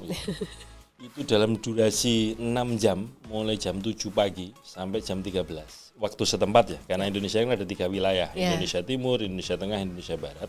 Sesuai wilayahnya masing-masing kan durasinya sama nih, 6 jam. Sama-sama 6 jam. Itu kita membayangkan dalam jumlah pemilih yang begitu banyak dan kemudian surat suaranya ada 5 jenis ya, kecuali Jakarta karena nggak ada DPRD kabupaten kota. Betul Pak. Itu bayangan kita, aduh, betapa rumitnya ini, betapa deg-degannya ini, Ya, mendebarkan gitu ya. Iya. Tapi begitu itu lewat Mbak, katakanlah begitu masuk tanggal 18 April ya, Iya. agak terkaget-kaget, loh ternyata udah lewat ya, 17 Gitu ya? April. Yang semula kita bayangkan serem, kita bayangkan, aduh ribet gitu ya, atau ribet. kalau bahasa Itu Inggris, kata yang kalau pas, bahasa Inggrisnya itu the most complicated election in the world misalkan. Betul. Begitu lewat itu, begitu 18 April, kagetnya nih, loh udah selesai kemarin. Iya. Nah itu Bisa deg-degannya lewat udah lewat itu. Iya, bisa Dan lewat. yang perlu kita ketahui kan begini, di dunia ini Iya. pemilu paling singkat ya, durasinya jam. Itu Indonesia. Serius Pak? 5 jenis pemilu, 5 jenis surat suara ya. Iya. Durasinya hanya 5 jam. Di beberapa negara saya kebetulan sih belum pernah hadir menghadiri IVP ya, election visit program di pemilu negara lain, tapi beberapa teman kolega anggota KPU yang hadir itu jam pemungutan suara itu bisa sampai malam gitu. Jam pemungutannya ya Pak? Jadi durasinya lebih panjang. Lebih Nah, panjang. kita ini serentak pemungutan suara 6 jam.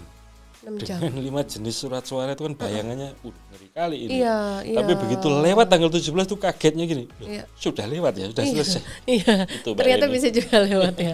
Iya, itu yang pimpinan KPU aja juga terkaget-kaget ya. Maksudnya tentu dengan diiringi apa istilahnya rasa syukur ya Pak. Ya Ternyata harus ikhtiar, berdoa gitu berdoa kan. semuanya ternyata bisa kita jalani dengan bersama-sama. Dan berkolaborasi kerjasama ya. Betul, Ini. itu pasti. Satu lagi dong Pak. Apaan? Ada ini. Wih, 3 Satu kali lagi. ya. Iya, 3 Kayak minum obat aja. biar komplit. Iya betul.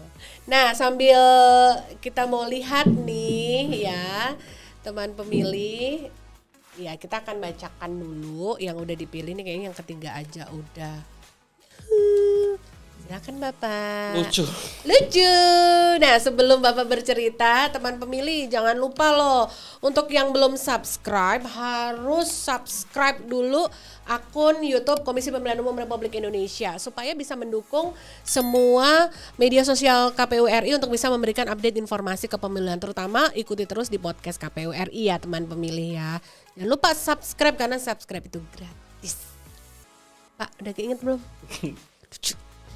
Di antara peristiwa kepemiluan ya yang lucu dan baru saya sadari itu ya karena saya pelakunya. Ya. Waktu sidang MK yang PHP Pilpres ya. Ya. Ternyata saya sempat tertidur dalam sidang. Serius. Dan itu jadi apa? Viral. Aduh. Viralnya tuh gini nih. Itu kenapa, udah duduk di depan, sudah pilihannya pakai batik paling bagus, pakai peci, tapi kalau udah ketiduran ya manusia biasa gitu. Sampai ada di video-video di film-film itu di YouTube itu nanti bisa dicari sendiri ya. Sampai ditepuk-tepuk sama Mas Pramono Ubed di belakang Pak? Saya. Ditepuk-tepuk juga nggak bangun-bangun gitu. Jadi gini ceritanya ya. Di satu sisi kursi dalam ruangan sidang MK itu enak, gitu. Nyaman kan. AC-nya juga nyaman gitu. Ademnya itu pas gitu kan. Itu satu hal ya situasi di ruang sidang MK. Di sisi lain kan kita udah capek ya, capek ini, dan dalam konteks tertentu sebagai termohon, sebagai tergugat itu kan banyak mendengarkan kan. Mendengarkan keterangan pemohon, saksi gitu. Betul. Dan mohon maaf kadang-kadang keterangan dari saksi itu ya itu aja ngulang gitu. Jadi dalam situasi kayak gitu sambil memejamkan mata sedikit, menyimak gitu, gak taunya bablas. Dan celakanya kan semua televisi nasional merekam itu. Iya dong. Ya Allah. Sekali-sekalinya dalam sejarah ya Pak ya. Dan jangan lupa Pak Hasyim, jejak digital gak hilang. Gak hilang betul. Ada terus ya gitu tetap. Dan itu yang paling yang bikin gak enak gini Mbak. Gimana Pak? Adik-adik kelasmu itu di Fakultas Hukum Undip ya, yang pernah saya ajar. Kalau saya kadang-kadang yang sering saya praktekkan kan begini Mbak, supaya anak-anak mahasiswa itu punya kemampuan tadi ya nulis, public speaking.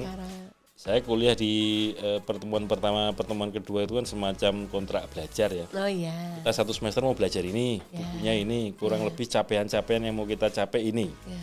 Next kemudian saya siapkan 5 pertanyaan. Dan kemudian saya minta menjawab pertanyaan itu bukan model jawab. Pertanyaan itu menjadi bahan untuk nulis makalah. Oh gitu. Dan nyari jawabannya di undang-undang. Misalkan sedang bicara undang-undang mata kuliah hukum otonomi daerah misalkan. Maka undang-undang Pemda yang jadi rujukannya. Misal pertanyaan siapa sih pemerintah daerah? Siapa sih pemerintahan daerah? Siapa kepala daerah? Nanti mahasiswa tidak kemudian ngutip pasal tapi merumuskan itu dengan bahasanya sendiri tapi rujukannya ke situ. Pekan depan presentasi gantian. Nah kadang-kadang kan ada yang juga mahasiswanya tertidur ya. Oh gitu Pak. Terus yang namanya ketiduran itu kan sebuah kenikmatan. Saya nggak pernah akan membangunkan mahasiswa saya yang tidur gitu. Gitu Pak. Dan itu kemudian ketika saya tertidur di sidang MK, lalu ada yang di Twitter yang pada mention ke saya itu gini, oh ini toh pantas dulu waktu kuliah begitu, maksudnya mahasiswa yang ketiduran itu karena sebuah kenikmatan ya. Coba bayangin, ada orang nggak bisa tidurnya minum pil ya Pak, minum obat sampai butuh bantuan. Obat tidur ya. Artinya tidur itu bisa tidur sebuah kenikmatan, jangan diganggu gitu. Iya betul. Dan siapa tahu ketika deg-degan loh Pak padahal ya. Siapa tahu tidur di kelas itu dapat hidayah.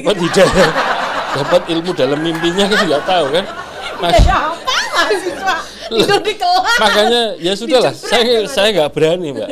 Ibaratnya gini, kalau jadi dosen itu kan layanannya kan memberikan pelajaran kan gitu. Kalau di KPU layanannya kan memberikan layanan kepada pemilih, kepada peserta pemilu. Sesungguhnya filosofinya kan dosen itu pelayannya mahasiswa kan. Gak berani lah kita membangunkan tuan kita kan. Ya tahunya gara-gara pengalaman itu di-mention sama anak-anak di Twitter saya. Oh, pantesan begini. Ya dulu begitu. Pantesan dulu kita nggak pernah dibangunin gitu kalau di kelas gitu. Wah itu keenakan itu mahasiswa itu. Iya. Nah itu tadi ternyata teman pemilih ada 3 cerita yang bisa kita gali dari pengalaman yang paling berkesan dan paling terkenang gitu dari selama Pak Hasyim bertugas. Ada satu lagi sebelum Mbak Rini. Apa tuh Pak? Dari kata lucu tadi. Sebetulnya saya itu aslinya lucu. Cuman orang kadang dengan ngomong gitu aja kita nggak ketawa. soalnya gini. Siapapun ya Mbak, teman-teman KPU provinsi yang belum pernah kenal saya, itu kan dan akhirnya kan pada cerita, Mas Hasyim, saya dulu tuh mau menyapa Mas Hasyim tuh kayaknya sungkan. Takut ya Pak? Kayaknya takut. Ada kayaknya kita mau nyapa aja nggak enak gitu. Segan gitu Pak. Tapi begitu Mas Hasyim udah cerita, Mas Hasyim begini ini. Ternyata lucu. Jadi sebenarnya di balik podcast nanti saya akan cerita yang lebih lucu lagi. Nah, sekarang kan biar tahu aslinya ya teman pemilih ya, nggak sesungkan itu, ternyata lucu. Orang Bapak baru bilang lucu aja, satu studio udah ngakak. Makanya ntar kita bikin stand up comedy. Stand up comedy itu sesi lain nanti. Ya, Bapak terima kasih ya sudah berbagi pengalaman. Terima kasih ya teman pemilih di podcast cerita, KPU. Ini tadi cerita tentang pengalaman Pak Hasyim yang bisa kita gali nih. Dan teman pemilih kalau nggak bisa lepas ya sosok beliau dari lingkungan kampus. Pak, kalau bisa dibilang Bapak hampir 20 tahunan mengajar, lebih lah mungkin. Itu saya waktu itu mendaftar jadi dosen PNS ya, kan ada yang namanya pendaftaran CPNS. Ada. Itu Oktober 97. Oktober 97. Kemudian saya lupa dinyatakan diterimanya kapan, tapi SK CPNS saya di Fakultas Hukum Undip itu Februari 98. Februari 1998. Februari 98. Itu dari dahulu ya Pak? Tapi kan nggak full Mbak, ada kepotong jadi anggota KPU Provinsi 5 tahun. Iya, ya in general Pak. Ya. In general kira-kira tapi sebetulnya gini, dekade gitu kan? Apa namanya, Pak Rektor kita ya, ketika saya jadi anggota KPU saat ini Pak Profesor Yos itu menyatakan gini, pertanyaan beliau begini, Mas Hasyim, kalau di Undip itu kan mengabdi kepada negara melalui mengajar, meneliti, menulis. Iya Prof. Kalau di KPU mengabdi kepada negara juga enggak? Iya juga sih Prof. Jadi Mas Hasyim ini ya kalau di Fakultas Hukum Undip atau ngajar di lingkungan fakultas di lingkungan Universitas Diponegoro, itu ruang lingkupnya mentransformasi keilmuan itu segitu. Yeah. Tapi kalau Mas Hasyim nanti tugas di anggota KPU, itu ruang lingkup transformasi keilmuannya lebih luas. Yeah. Karena ada pendidikan pemilih, penyadaran pemilih dan seterusnya, itu kan cakupannya lebih luas. Yeah. Makanya yang paling penting tadi itu keberkahan yang kita peroleh itu yang harus kita syukuri. Gitu, Mbak Deni. Iya betul Pak. Nah, Pak Hasyim kan bisa dibilang dari sekian periode lah Bapak mengajar itu, dari sejak mahasiswa tahun ketika Bapak awal di 98 sampai di akhir-akhir ini, di antara penugasan sebagai penyelenggara pemilu, Bapak tentu sudah bisa seperti melihat formulasi kalau mahasiswa-mahasiswa itu Pak secara umum sebenarnya siapa sih Pak yang lebih mereka dengarkan gitu Pak? Dalam termsnya, semisal kita nih penyelenggara pemilu mau memberikan banyak informasi, bujukan, mengingatkan agar mereka sadar terhadap hak pilihnya. Kalau dalam term seperti itu, mahasiswa-mahasiswa dalam masa Bapak pernah mengajar tuh kira-kira siapa yang akan lebih mereka dengarkan ya Pak? Guru, dosen, teman, public figure atau yang gimana, pertama Pak? Media ya Mbak, maksudnya begini, sekarang ini kan akses informasi kan luar biasa ya, media macam-macam dan salurannya macam-macam ya. Nah, kalau dalam konteks penyelenggaraan pemilu ya, misalkan kapan hari pemungutan suara, cara mencoblosnya bagaimana, surat suara sah itu seperti apa, itu yang didengarkan itu adalah penyelenggara pemilu, karena itu dianggap pihak yang paling pihak yang punya otoritas, punya wewenang dalam penyelenggaraan pemilu. Tapi beda lagi kalau dalam hal meyakinkan pemilih untuk hadir memilih ya. Untuk hadir memilih itu kan dalam studi-studi political behavior, perilaku politik, atau lebih spesifik lagi voting behavior, perilaku memilih. Itu pemilih itu melihat profil calon dan isu-isu kampanyenya ya. Maksud saya begini, profil calonnya meyakinkan enggak? Kalau meyakinkan biasanya kan paketannya itu paketan meyakinkan orangnya dan isu-isu kampanyenya ya. Iya, Gitu kan. betul. Ini kira-kira mulu-mulu atau enggak, bisa dilaksanakan atau enggak. Ya. Nah itu kira-kira itu. Mereka menakar itu ya Pak? Iya, ya, tapi ini tantangan ya. Tantangan kita makin berat itu, terutama kalau dalam pandangan saya dan bisa juga dilihat dari studi-studi atau riset yang dilakukan oleh kampus-kampus atau lembaga-lembaga survei ya misalkan, atau media-media yang punya concern tentang itu. Yeah. Pemilu 2019 itu kan serentak ya, ada pilpres, pemilu DPR, DPD, DPRD provinsi, kabupaten kota. Itu menjadikan pemilih itu tidak fokus ya, menyebar fokusnya. Karena apa? Calonnya ada calon tingkat nasional, ada calon tingkat provinsi, ada calon tingkat kabupaten kota. Demikian juga isu-isunya menjadi karena 5 jenis pemilu. Ini kan setidak-tidaknya pemilih itu kan kalau dihadapkan pada 5 calon ya, calon presiden, calon DPR, calon DPD, jenisnya ya, bukan banyaknya orang ya. Itu sudah bikin puyeng juga nih. Mana ini yang konkret? Karena kan isu misalkan calon anggota DPR di kabupaten, dapilnya kan kecamatan atau gabungan kecamatan. Itu kan yang konkret di situ apa? Misalkan kalau di tingkat lokal ya, di tingkat yang sangat dirasakan masyarakat atau diharapkan misalkan apa? Urusan lalu lintas, urusan air bersih, infrastruktur, urusan sampah, ya yang kayak gitu-gitulah. Yang penting itu tersedia dan kira-kira isu kebijakan yang ditawarkan dalam kampanye masuk ke situ enggak? Nah, nanti begitu ketemu calon yang lintas provinsi, tingkat provinsi misalkan, itu kan mikirnya apa? Yang namanya provinsi itu berarti ruang lingkupnya kan lintas kabupaten kota. Misalkan banjir. Ngomong banjir kan nggak bisa misalkan di daerah yang kena banjir saja. Karena itu bisa luapan air sungai, yang air sungai itu melintasi kabupaten kota misalkan. Problemnya mungkin bisa di hulu, ya. Tapi kemudian yang kena dampak di muaranya misalkan. Ini kan nggak bisa dibicarakan di saat level kabupaten saja, lintas kabupaten kota yang itu bisa jadi wilayahnya provinsi atau wilayahnya nasional, tingkat nasional kan begitu. Betul, ya. Nah, karena banyaknya topik kampanye ini menjadikan pemilih juga mengamati dan kemudian menjadikan itu sebagai faktor penentu hadir atau tidak, kemudian milih atau tidak.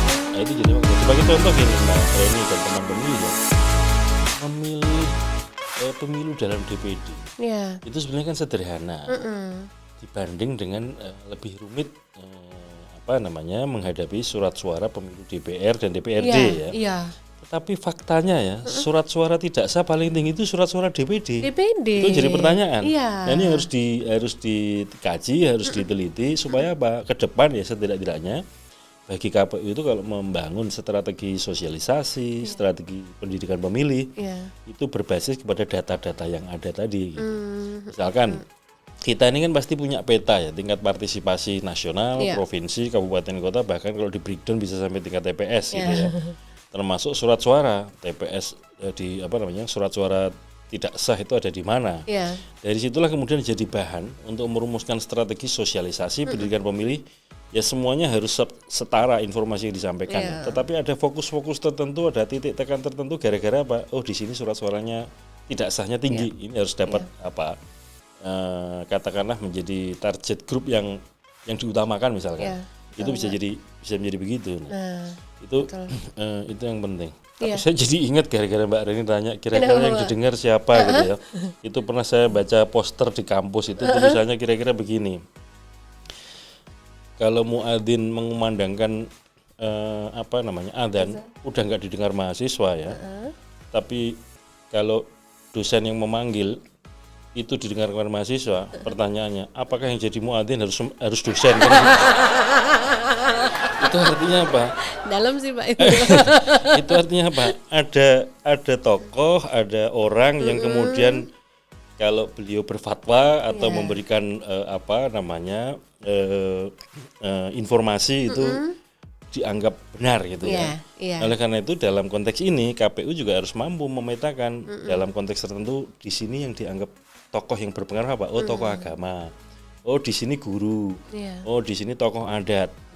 Dan seterusnya yang kemudian itulah yang kita gandeng, kita ajak bersinergi dalam rangka untuk meningkatkan kualitas informasi kepemiluan, penyampaian pesan-pesan kepemiluan itu. Nah ini menjadi tugas juga KPU Iya. yang ingin saya katakan tadi, ketika mau melakukan pendidikan pemilih harus memetakan juga kira-kira tokoh panutan media yang dianggap familiar itu apa ya, apakah TV, apakah koran, apakah internet, apakah radio gitu.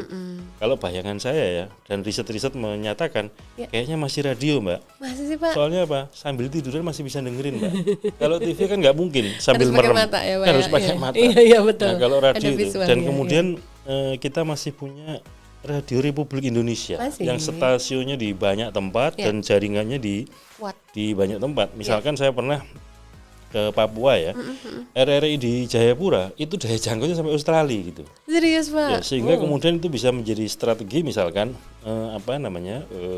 RRI kita itu di daerah-daerah tertentu yang bisa didengarkan di warga perbatasan negara lain. Itu bisa jadi media strategis yang harus kita digandeng KPU misalkan. Betul, Pak. Ya. Studio televisi juga begitu, makanya sebisa mungkin semua studio televisi yang punya jaringan luas dan biasanya kayak ada studi tentang rating gitu ya. Ratingnya itu jam yang dianggap orang nonton paling banyak jam berapa. Betul. Nah, memang harganya mahal Pasti. di prime time itu. Tetapi saya kira kan semua stasiun televisi punya istilahnya itu sedekah sosial ya untuk memberikan slot informasi kepemiluan ya. Nah, ini harus kita gandeng bersama gitu. Betul, Pak, betul. Termasuk media online ya, media internet itu. Soalnya sekarang perkembangannya kan tidak hanya teks ya. Dulu teks, lalu ada audionya. Sekarang ditempelin juga video kan.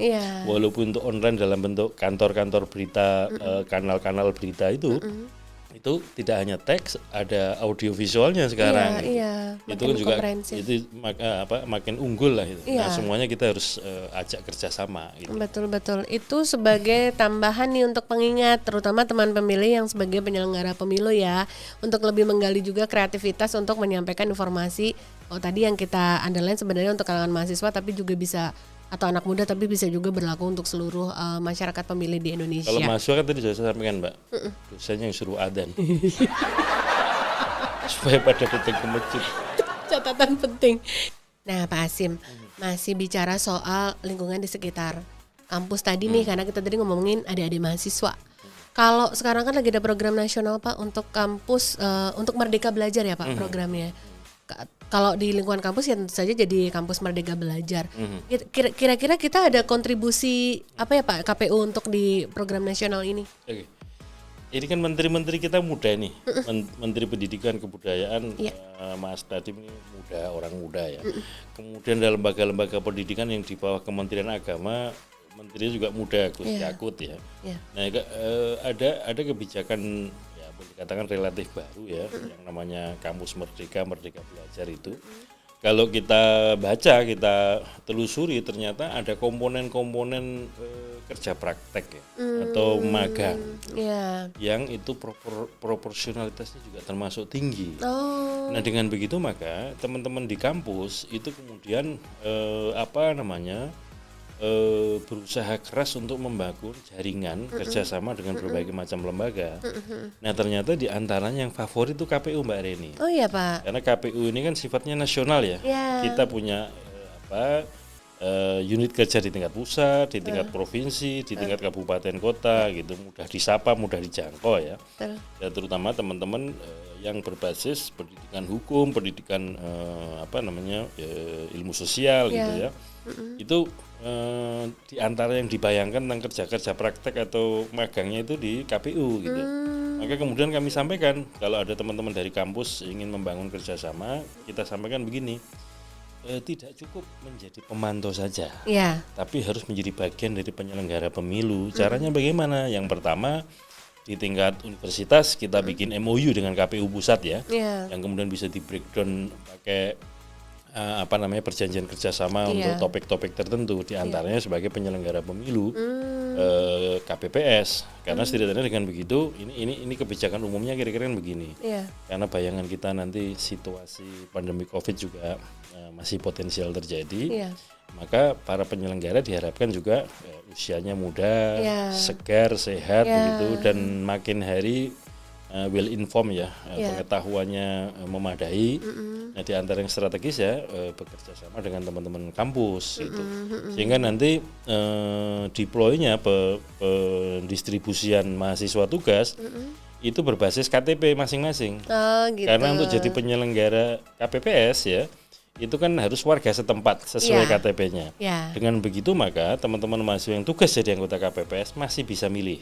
Karena kan nggak harus pindah milih kan, tetap di TPS kampungnya sendiri-sendiri. Betul. Kemudian yang kedua masih bisa jadi anggota KPPS karena dia milihnya tetap di kampung itu. Area tersebut. Nah, ini kan satu sinergi yang saya kira penting untuk kita semarakkan ya, supaya kemudian kampus KPU itu punya kolaborasi yang bagus, meningkatkan kualitas penyelenggara pemilu. Dan itu nanti juga diharapkan menjadi peningkatan kualitas kepemiluannya itu sendiri. Apalagi pemilu 2024 nanti bukan hanya pemilu nasional ya yang digelar, tapi juga akan ada pilkada yang ini juga pengalaman baru juga. Diselenggarakan di 33 provinsi dan 514 kabupaten kota. Itu pada waktu yang bersamaan pemungutan suara digelar di seluruh wilayah Indonesia, kecuali Pilgub di Yogyakarta. Karena untuk Yogyakarta kan pengisian jabatan gubernur wakil gubernur tidak pakai pemilihan langsung ya. Betul. Itu membutuhkan tenaga banyak dan teman-teman kampus bisa menugaskan dosennya jadi pembimbing, sekaligus jadi peneliti, begitu kan. Mahasiswa-mahasiswa jadi petugas-petugas penyelenggara pemilu. Itu diantaranya cara pandang KPU ke depan untuk bersinergi dengan lembaga-lembaga lain dalam ini lembaga pendidikan ya. Betul Pak. Dan sekaligus tentu saja buat nilai tambah sebagai penyelenggara pemilu sendiri ini juga salah satu upaya untuk meningkatkan partisipasi pemilih ya Pak. Betul. Teman-teman yang masih muda-muda ini mahasiswa, mereka akan terdorong karena sebagai petugas KPPS, sebagai penyelenggara mereka mengalami sendiri, experience sendiri, dan dari situ juga pasti terdorong hati dan niatannya untuk juga pasti menggunakan hak suaranya juga di situ. Betul. Ya. Bapak, sebelum kita udah cerita panjang nih sama Pak Hasyim ya, dan sebelum nanti kita akan minta closing statement dari Pak Hasyim, Pak, andai-andai nih Pak, kita kan sekarang masih dalam proses seleksi untuk pimpinan KPU RI. Jika, amin, nanti Bapak masih meneruskan dipercaya untuk terus memimpin lembaga Komisi Pemilihan Umum Republik Indonesia, Bapak masih punya rencana apa Pak untuk KPU yang masih tersimpan kemarin belum terwujud? Ada dua hal ya Mbak. Yang pertama prinsipnya begini. Karakter lembaga KPU kita ini secara konstitusi kan disebut sebagai lembaga yang tetap. Tetap itu artinya eksistensi keberadaan lembaga ini sepanjang ada pemilu maka KPU tetap ada. Nah, oleh karena itu apa yang dikerjakan oleh KPU ke depan itu juga berbasis kepada apa yang sudah dikerjakan oleh KPU-KPU sebelumnya. Itu yang disebut dengan keberlanjutan, kesinambungan. Nah, itu. Makanya ada kaidah ya, kira-kira para guru-guru kita itu mengajarkan begini. Kaidahnya itu kira-kira begini ya. Al-muhafadzatu ala qatimis sholih wal akhdhu bil jadidil aslah. Menjaga tradisi peninggalan para pendahulu yang baik-baik dan kemudian sambil menghadapi masa depan itu dengan kreativitas, dengan inovasi, mengadopsi perkembangan karena situasi yang akan kita hadapi pasti berbeda dengan yang lain. Sehingga misalkan begini sebagai contoh ya, Sidalih itu dibangun oleh KPU pemilu 2009 di akhir masa jabatannya, kemudian ditransferkan kepada KPU pemilu 2014 digunakan. Sipol dibangun oleh KPU pemilu 2014 ditransformasikan dan efektif digunakan oleh KPU pemilu 2019. KPU 2019 misalkan kemarin dalam pilkada membangun Sirekap dan seterusnya. Artinya apa yang sudah disiapkan oleh KPU periode-periode sebelumnya yang baik-baik kita gunakan, kita teruskan, dan kemudian terhadap tantangan masa depan ini yang kedua nih. Maka mau nggak mau ya KPU itu harus responsif ya, dan kemudian harus adaptif karena situasi yang kita hadapi itu kan tidak menentu. Makanya kemampuan beradaptasi tinggi ya, kemampuan penyesuaian diri terhadap situasi lingkungan yang berkembang itu bagus. maka kemudian kita masih tetap bisa hidup, bisa berjalan, bisa berkembang. Maksud saya ke KPU-nya ya. Yeah. Nah itu saya kira yang paling penting itu. Saya tidak akan ngomong spesifik, itu pasti akan lebih lama, Mbak. Nah, jadi 2 itu aja. Apa yang sudah ditinggalkan oleh KPU periode sebelumnya yang baik-baik kita pelihara, kita jaga, kita teruskan, kita tingkatkan, kita kembangkan ya. Kemudian yang kedua adalah menghadapi situasi baru, maka kemudian kreativitas, inovasi untuk beradaptasi dengan lingkungan baru, dengan situasi zaman yang baru. Itu harus selalu kita harus kita kembangkan lah, kira-kira begitu. Betul.